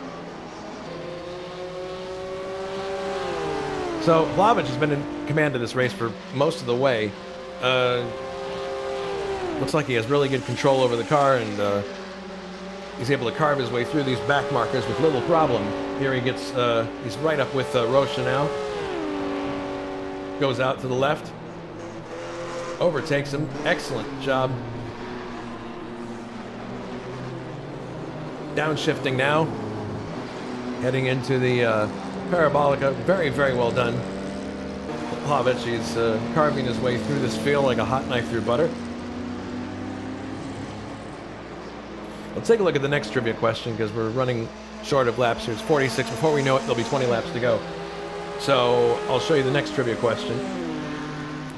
Next trivia question is, in the 1958 running of the Race of Two Worlds, aka the 500 miles of Monza, which USAC driver won all 3 heats and was declared the race winner? Is it A, Jim Rathman, B, Troy Ruttman, or C, Bob Beath?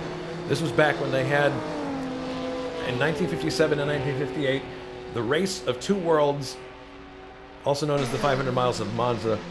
Monzanapolis, I believe, was another nickname for it. But they put USAC drivers and their cars on a boat, sent them over to Italy immediately after the Indianapolis 500. And this race obviously was on the Speed Bowl. So which USAC driver showed him how it was done in all 3 heats and was declared the race winner? We'll have the answer later on.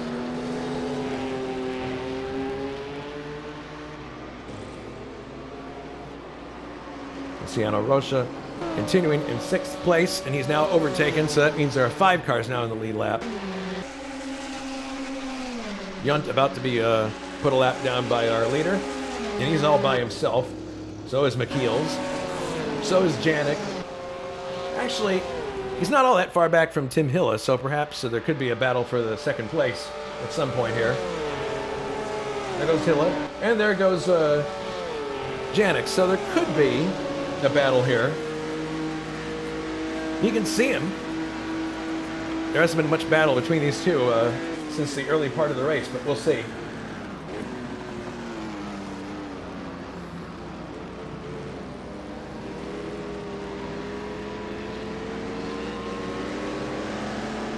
Or wait, actually, that's Del Piccolo right ahead. So Hilla is a little further ahead than that. It's another case of mistaking one red car for another. My apologies.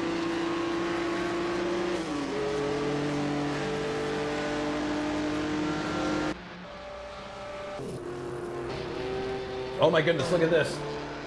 David Yunt now is overtaken by our leader, Palavich. So that means now there are 4 cars in the lead lap. 6th is Rocha. Cars are really spread out now. Saber has lost a lot of ground to Chacon. That's too bad because that was a pretty good battle going on. There's Drexler in 12th with Juha Bos right behind him. This is obviously, oh my goodness, look at Bos really hang the car out there. So after that incident that he had with Fredrickson, Juha has fallen way down through the field. He stopped actually to make some repairs. Drexler's also had his issues through the day, so I think these two will be happy just to finish the race at this point. Bruno Chacon soldiering on in a top 10 place.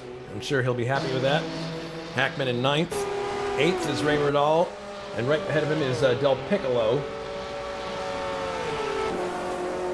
You can see there's the distance between 8th Ray Riddall and 7th Del Piccolo.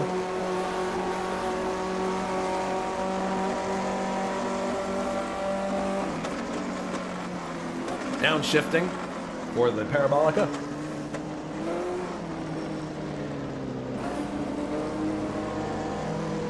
Del Piccolo swings quite wide here. This could be an opportunity for Ray.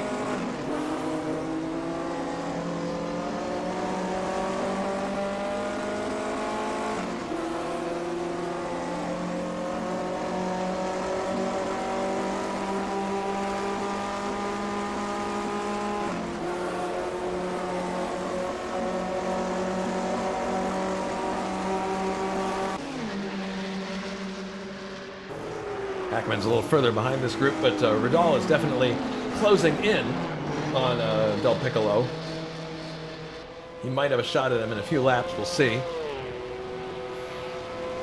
But for the leaders, it appears they are on lap 50, so when they come around, there'll be 20 laps to go.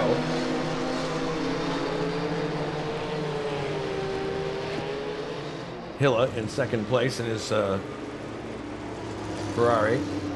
3rd is this next Ferrari, driven by Brian Janik. K.O. McKeels is in 4th.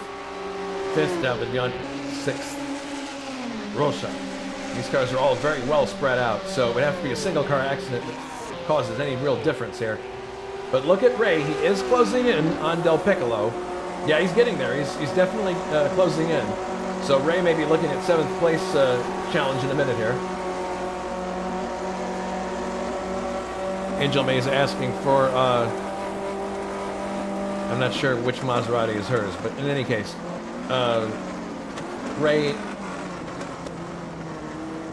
looks like Del Piccolo's he's locking up his wheels. He's having difficulty under braking, so that might be the Achilles heel that Ray is looking for to get into 7th place.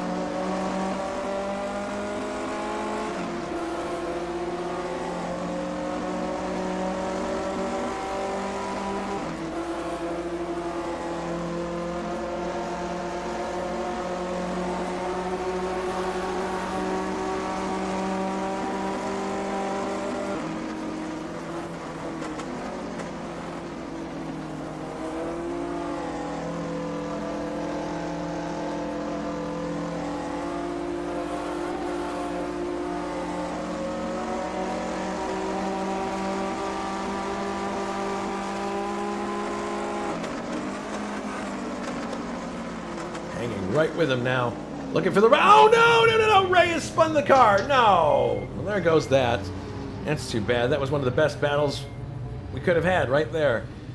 Ray is now waiting to make sure that he can rejoin without taking someone else with him.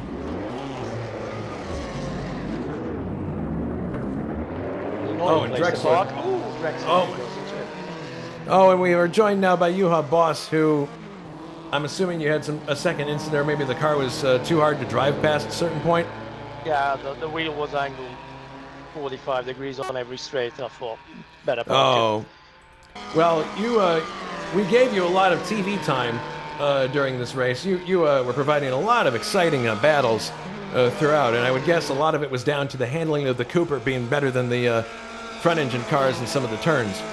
It was. It's fantastic for turns. It allowed me to catch up about everything I lost on a straight.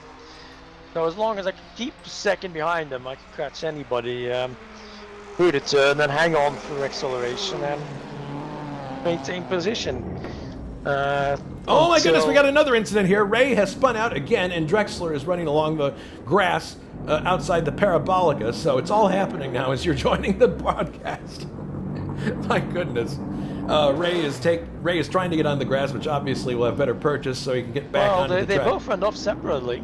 Yeah, oh no, Ray, don't go through there. Oh, well, maybe he's got enough momentum. There he goes. Okay. All right, Ray rejoins. But yeah, those were completely separate incidents that occurred. You're right. So we got about 20 laps to go now in this race. And Hlavic has basically had the race all to himself since probably about lap number, 10 or so. He was in front. And then you have Tim Hill, who was in second. But there's a little bit of a gap between himself and third place Brian Janik. We may actually see this develop into a battle for second place before the race is over. This could be very interesting. Could be. Geo was quite a while back in fourth, with a big cushion over David Yuns. Mm-hmm. And Rocha is only 3 seconds behind him, and I know David's quite worried about Rocha catching him. Well, Janik has dispensed with these lap cars, so now he's... Sabre's right up with Chacon again. That was an interesting battle earlier, too, but that broke off for a bit, but now David's clawed is a lot of...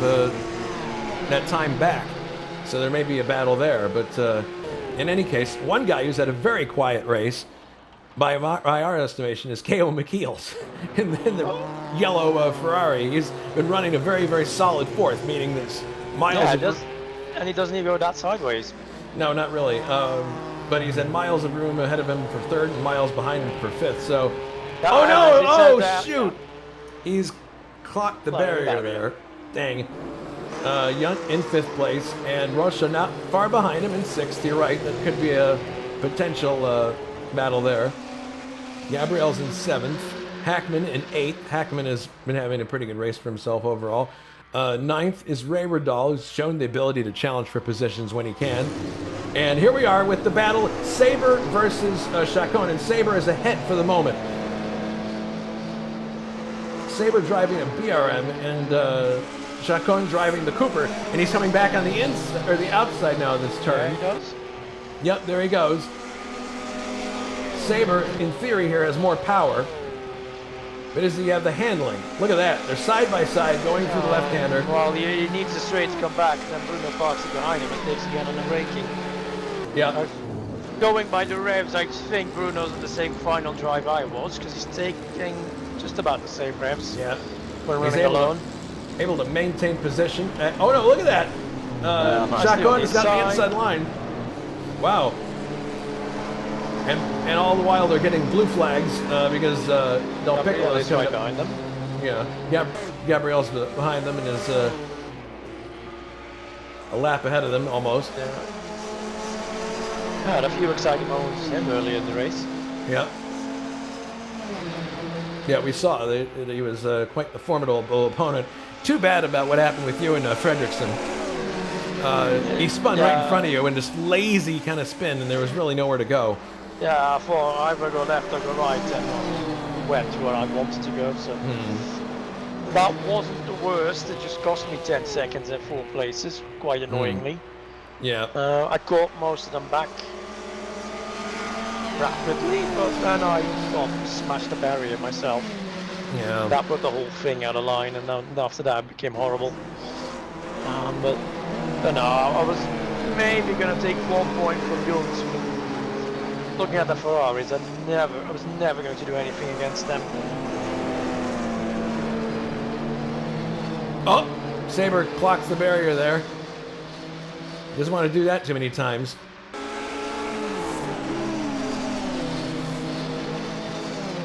Yeah, and Del Piccolo is trying to lap Chacon. Shouldn't be too difficult with the power difference. Yeah, I would think that wouldn't be too big of a problem. Yeah, there he goes, right by.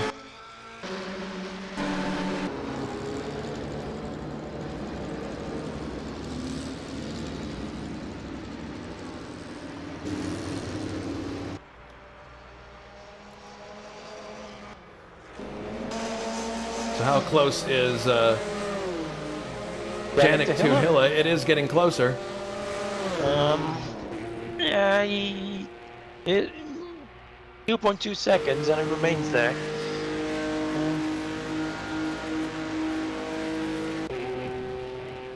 Well, he might be able to catch him before the race is over, but I don't know. Tall order. KO continues on in 4th place. And but if I want to lead the championship, it would be more interesting for me if Janik or Hilla. Hilla's going to take 6 points for second and overtake me. And then you got Rocha, who's trying to close in on Yunt for 5th place. 5th is the last points-paying position, I believe. So Rocha in his Ferrari, and Yunt driving a BRM.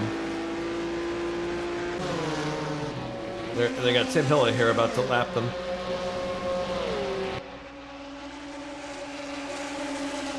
So I know you. Yeah, go on. No, go ahead. Sorry. I know Yunt's worried about Rocha catching him. Yunt's saving the car, and he says if Rocha really tries, he'll get me. But still in front of him.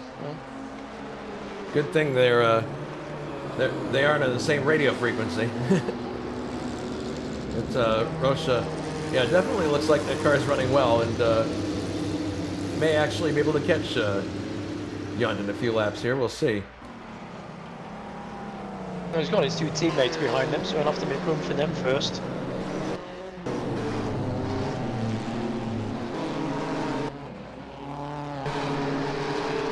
Currently 4 Ferraris running among first 6. So. Oh, Rocha's definitely pulling on him now. He's closing slightly here. They head through the first turn. Oh yeah, definitely. Yeah. On the straights, he's got the legs, but through the corners, I think Yunt has the better performance. Did Yunt touch the barrier there? He might have. No, he touched the grass. Okay. We doing that too often, no? No, you don't want to because it'll upset the balance of the car really quickly. People have been doing a good job of staying off of these tall curves. Oh my goodness, a very loose moment for Rocha there. Yeah, and he's got, that should be Tim Hiller right behind him. Yes, he's going to let Tim Hiller go by. Yeah. There he is. At some point. Oh, no. There we go. Okay, fine. Hiller, so he's by. This gives Junt a bit more breathing space. Yeah. It does, but we'll see what Rocha is going to do here.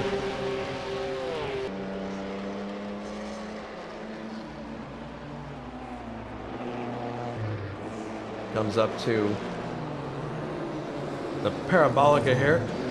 Oh, man. Rocha had a little bit of a bobble there going into the corner.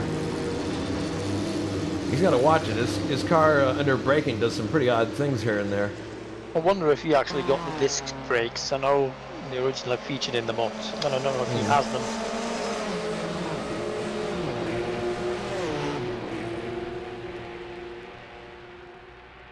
We've had a pretty steady stream except for the start where all the cars were getting away. It was quite a lot of data to chew for the broadcast, so we every now and then the picture freezes, but nothing too crazy.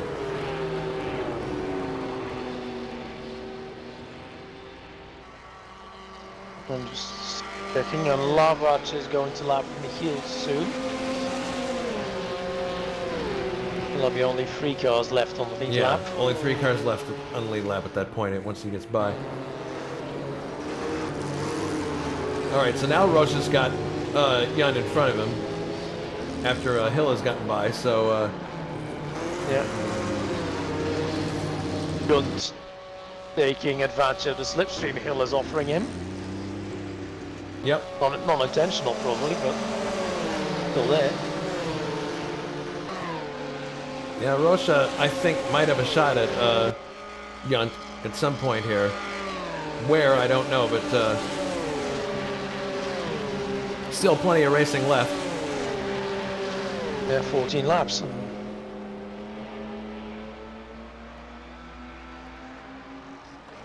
And that's Miller just in front of this group in a Lotus. Oh, Rocha, that looked like a quite late braking maneuver. Well, he sees Jan in front of him, and that's an excellent incentive. Oh yes, Drive 1.2 seconds it was the previous sector. We'll see how much it is this time. And Michiel's is only 17 seconds ahead of them, so it's not like there's a sea between them. No. Oh, he's taking half a second off Junt there. Now take this straight along, and he might get a lot closer also because Junt has to back off from Miller, presumably, because he's not going to. Yeah, that's helping Rocha massively. Wow. Miller. Can assure you Miller's giving it everything, just the car doesn't do it. There goes Junt by. And a bit of a misshift, I think, for Rocha there. Rocha gets by as well. Look at him light it. Junt. Lock up. Junt is feeling the pressure, I believe. Yep. Stays off the barrier, but man, it was close. Yeah, I think he's really going to try now. He can sense the final point. Yeah, that final point for 5th place up for grabs here. Yeah. And Rocha driving beautifully. He's already got 3 points finishes, so he's looking to add another one.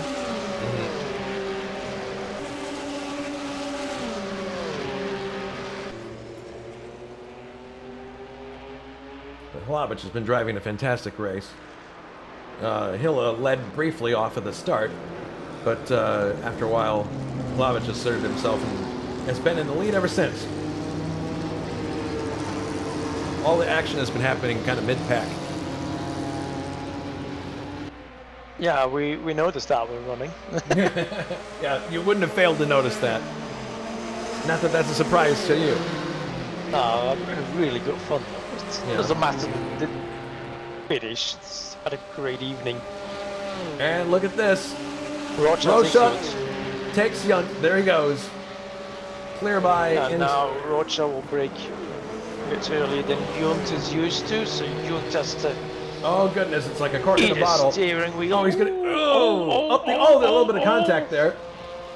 And Yunt back in front. Wow, that was very close. That's not what you do in 1958, but there we go. Wow, Roche trying to get the position back now. Yunt locks up the brakes as they head into the first Lesmo. Yeah. Yunt knows where his strength is. It's clearly in this corner, so he had to be ahead of him to maintain some kind of chance. Meanwhile, Janik is stationary behind him, losing a lot of time to Hill, I suppose. Yeah, lots and lots. There's Rocha again. Yep, there he goes. And look at Yunt. Now he's coming up the inside. This is an excellent scrap. Yeah, Hill is now 6 seconds out of Janik. Oh man, well I think it cost him quite a bit of time there. It cost him a lot of time. Look at this now. Yunt late braking into the corner, trying to get the inside line. And he's got it. Yeah, he does Rocha it runs wide very well. again. This is great stuff. Roche might be able to counterattack here on the straight. We'll see. I suppose he will. There he is already. Yeah, there he is already going for the position. 7,700 RPM. Sweeps past Yunt. And now we'll see what happens again as they enter the first turn here. I think Rocha's run asking quite a lot of his engine, really. Well, does a better job through the turn that time, but still you can see how much Yunt closes. Yunt's able to carry a lot more speed through that corner, and is he going to overtake him here on the inside? Nope. Gets a foreshortened shot. No, he's looking, he's making nervous, and... Yeah, he's not going away anytime soon. I don't know. Doing his best. I'll keep us entertained for the final. I was going to say 10 laps, yeah. Ooh, really close now. Definitely will.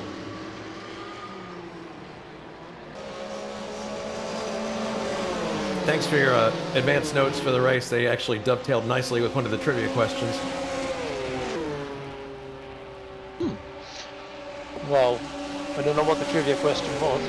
Who partnered with Maston Gregory to finish 4th? Oh yeah, that story. Yeah, well, that story. At least the car got plenty of attention today as well, because it's leading the race. Yes. And here comes Yunt, looking at the inside, but no, he's not able to take the inside line this time. Rocha's standing his ground. Yep. This is a Ferrari 2345 currently. Mm-hmm. Which is better than they did in the real race. Didn't win that one either. Mm-hmm.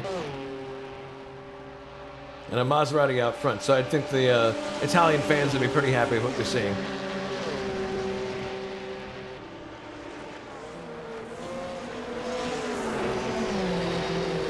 Yep, Rocha's got a good amount of space now. You can see where Yunt is closing there in that turn, but Rocha still... Yep. He stays ahead in 5th place.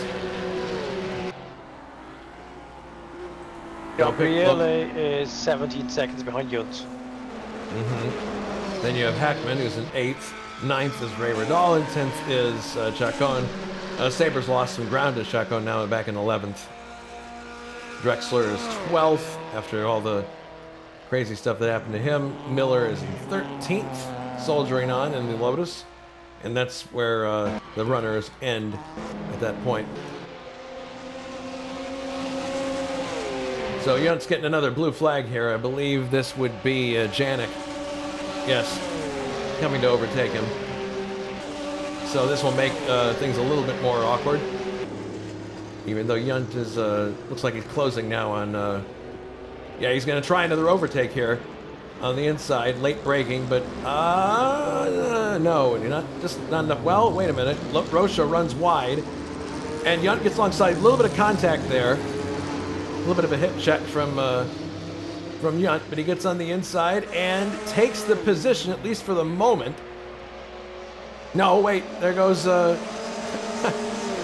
That was another foreshortened shot fooling me. There goes Rocha back into 5th. So they're both going to have to deal with being lapped here in a second. 10 laps to go. Or actually, it would be 9 laps to go now. Contact there. Rocha slips wide, and Junt is up in the 5th. I don't think he's going to like that too much. Janik. Yep. Yep, Janik is now overtaking these two. Well, one of them at least. One before they get to the Lesmos. Yeah, he's only going to get one of them. Now he's going to go after Junt. So that cools off this battle for the moment.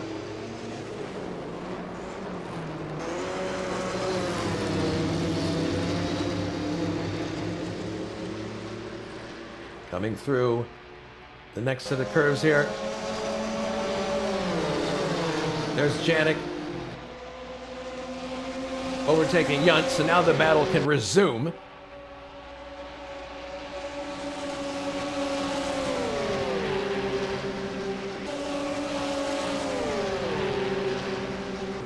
Watching this race and watching the inside of the cars during certain battles, you really get an appreciation for how much these drivers had to saw at the wheel in the day just to keep the thing up going the direction they wanted. And look at Rocha, he's closing hand over fist on Junt here. Is he going to be able to make an overtake at the end of this straight? Possibly. Yes, there he goes. Up the inside.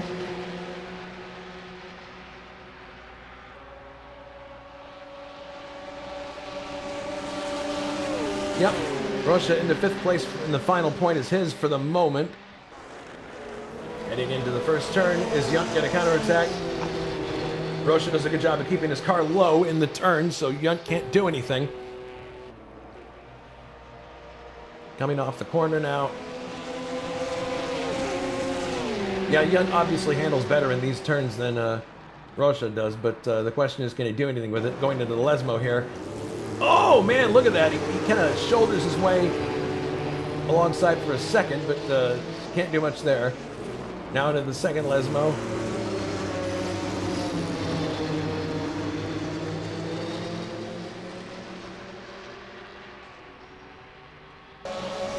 So now I would think Rocha would stretch his legs here and pull out a tiny bit of a gap. See if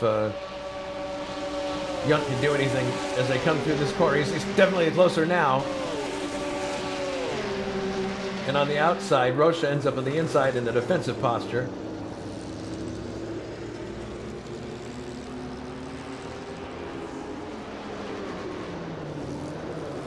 Junt takes the position, wow.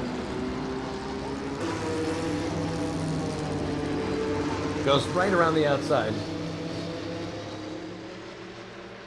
That was impressive.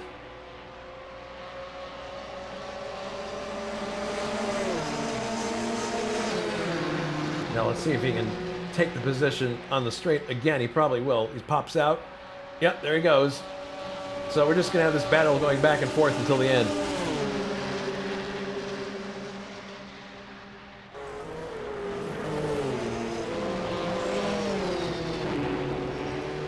Look at that.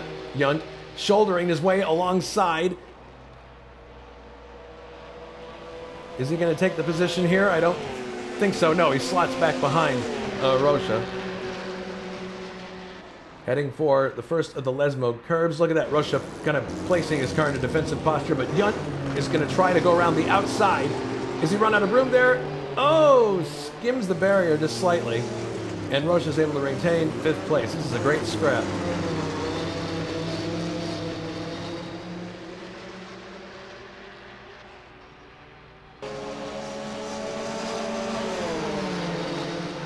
Under the banking they go. Junt seems to catch him a little bit in this turn.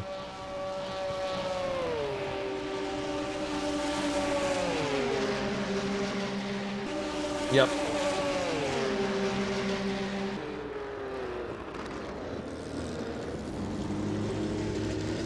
Coming down the back straightaway now, heading for, oh my goodness!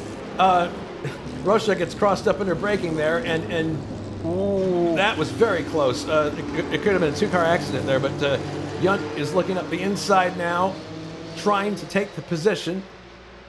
Now he's going to have to drop back behind Rosha, but that was very close. Rosha got all crossed up under braking for the Parabolica, and that caused Yunt to check up. It was pretty impressive. They were able to maintain control of their cars in that instance. Rosha stretching out the lead a little bit here. And it looks like he's going to maintain the position, but you can see Yunt close through this corner. There's Janik in third. Yeah, any chance he would have had to challenge Hilla is long gone at this point. Yeah. Braking there. Yunt. Oh my goodness! Yunt spins the car and actually touches the barrier with the back of the car. I don't think he touched it with the wheel, so he might be okay, but man, that really puts him behind Rosha. Yep. Everybody else really, really spread out. And meanwhile, they're only 8 seconds behind KO. I don't know what he's at, but KO might be nursing a damaged car. could be. It looks quite bent. Look bent to you. I'll have a look at the steering once he's on the straight. That could be. Looks like very little rest for him. Well, depends on how quickly the people behind him are closing, but I don't know. I doubt that they're going to catch him. Here's KO now. Okay. Yeah, it looks to be nursing. Well, Rosha's now definitely ahead of Yunt. Del Piccolo in 7th place. Rocha took out half a second on him there. Oh, really? I knew he'll still survive that place, but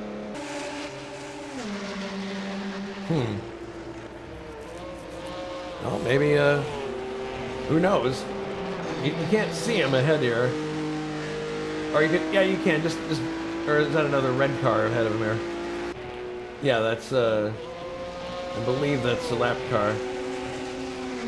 Or is that Janik? It might be Janik, yeah. ahead of KO. Yeah, that's Hilla. Hilla, so Janik is just ahead of Rosha. Yeah. Yeah, so he's not. So Rosha's not really in visual contact with Michiels at the moment.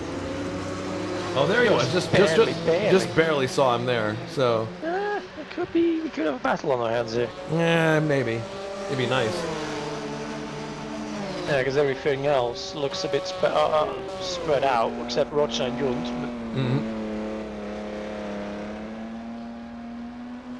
And Hackman 7 seconds behind them.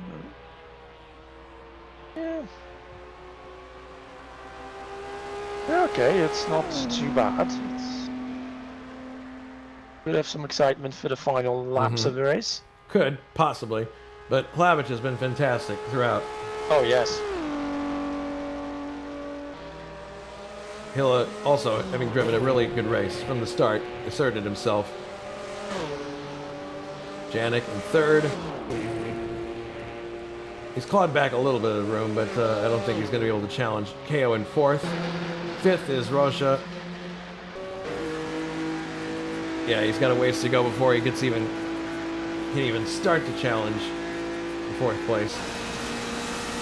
And Yunt in this very loud BRM is in sixth. Seventh, Del Piccolo. Eighth is Hackman. Ninth, Ray Radal. And 10th, Drexler, who is fighting that car. He's just lapped Dave Miller.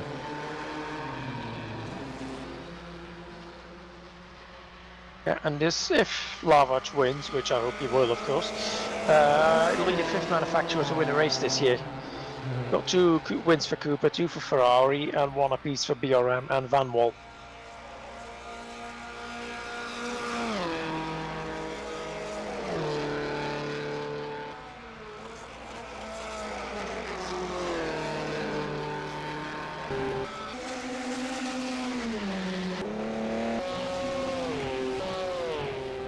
Yeah, Rocha is definitely firmly in fifth place now.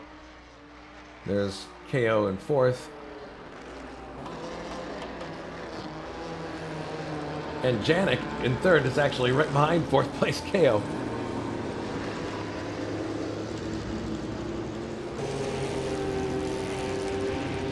As they come through the Parabolica.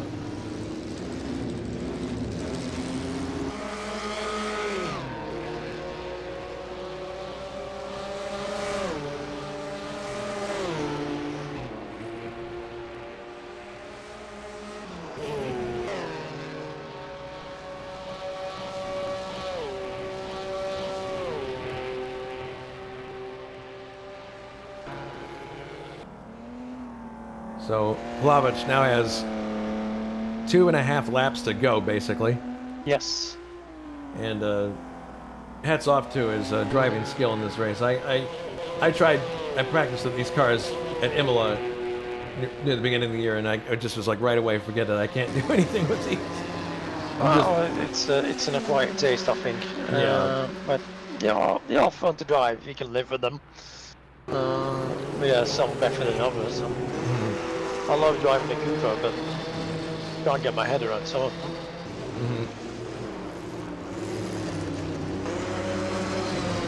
Yeah, trying to claw back to Rocha, but it looks like he's pretty safe at the moment.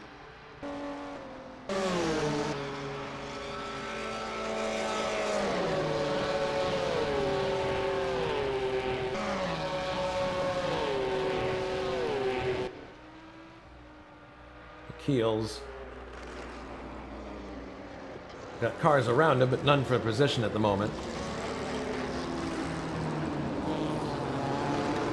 And it looks like, yeah, definitely Luciano Rocha probably coming home fifth, as long as nothing else happens to him. It's been a case of some people taking advantage of spins of others, but in a lot of cases the overtakes have been purely on merit. Just placing the car properly and timing the overtake exactly right. Yeah.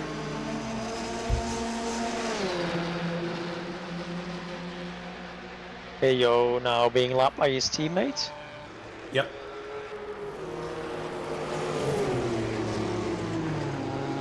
Why was one Ferrari yellow? I'm curious. Actually, that car only appeared at the Belgian Grand Prix. So they painted it yellow just because that's our national color. I don't think it was. It was actually entered by Ferrari itself, so it wasn't entered by the Belgian team. Oh, I see. But yeah, because they had a Belgian driver, I think they were like to paint it yellow. I gotcha. It wasn't the first one. It wasn't the last one either.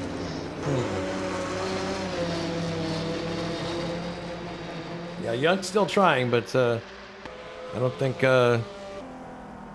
Alright, here comes Vlahovic into the Parabolica, and he will start now his final lap of the 1958 Italian Grand Prix. With a 15-second lead over Tim Hiller. Yeah, that's... Who's going to take the lead in the championship. Hiller will. This second, yes. Yeah, he's definitely. Yeah, he's going to take 6 points, putting him at 28 against my 26. So. Here comes Hiller now over the start-finish line. Yeah, it's a 16-second gap now to the leader, and Janik is a further 5 seconds and change back from Hiller. Then it's a full lap to. Yep. KO. So. And KO has Rocha 4 seconds behind him, so probably too late to mount the charge. And Jun's 2 seconds behind them. Yep. Janik in third place. McKeel's in fourth, 1 lap in arrears, and Rocha's in fifth. So it looks like the points-paying positions are pretty well, assuming assuming nothing crazy happens. I was about to say, I saw lots of smoke going through the yellow Ferrari, but that was tire smoke. Yeah, usual tire smoke. Putting up a smoke screen. Here comes Vlahovic down the back straightaway towards the Parabolica. And he's Gently. downshifting now. Coming through the corner, and this should be it. What a fantastic drive from Peter Hlavich in the car that would have been driven by Carroll Shelby and Maston Gregory at this race, and scored no points. But in this case, It will score points. It will definitely score points. Race over for Peter Hlavich, who wins the 1958 Italian Grand Prix, and he just slams on the brakes, stops right there. Well done to him. Very, very excellent job from Peter, and he's doing donuts. Great race. Fantastic. Didn't put a wheel wrong. And Hiller there's finished second. Hiller finishing in second. Yes, Janik. Janik finishing third. KO fourth. Yep. Roger fifth. Yep, there they go. Cross the line. And Bjorn, after all the effort, no reward. Well, no points reward, but sixth in this race is fantastic. Still a good evening's entertainment, I think. Yeah, an excellent effort. Gabriele comes home seventh. Yeah, Gabriele is seventh. He's coming down now to cross the line. There he goes, seventh place. Eighth is Adam Hackman, who had a pretty good day for himself. Ninth, already crossed the line, is Ray Riddall, and 10th crossing the line now is Drexler. So Drexler gets a top 10 finish despite spinning and having some problems of his own. Yeah. Bruno looks like he's going to. Oh, this is a battle for position. No. Saber takes him. Saber takes 11th for the moment. Chacon's on the inside. No, he's not going to get it back. So I think he's dropped back too far now. yeah, he's too far. So Saber's going to finish 11th. It looks like, just ahead of Chacon. Yeah. Ooh, Bruno trying a bit too hard there. Yeah, a little too hard. But these two have had pretty good battle most of the way. And David is the one who comes out on top. Congratulations to him, 11th, and then 12th for Bruno. 13th is Dave Miller, who's already crossed the line. And then the retirees, 14th, yourself, 15th, Santarami, 16th, Fredrickson, 17th, Wattman, 18th, De Vries, 19th, Nilsson, and then Christian Dauger, 20th. All right. So that was the Italian Grand Prix 1958 edition, a very exciting race. Lots of action mid-pack, not too much up front, but plenty to keep us interested. Oh yes. And you pointed out in your notes that in the real 1958 season, this was the penultimate round of the championship. We still have a lot more rounds to go. This was only round. We still have 3 left. Yeah, 3 is so it'll be interesting to see how things pan out. But excellent race. And thank you to Juha for joining me in the end for a little bit of color commentary, and thanks also for the notes leading into it. Really appreciate it. You're welcome. All right, so I'm going to make a hasty exit here so I can watch the end of the IndyCar race.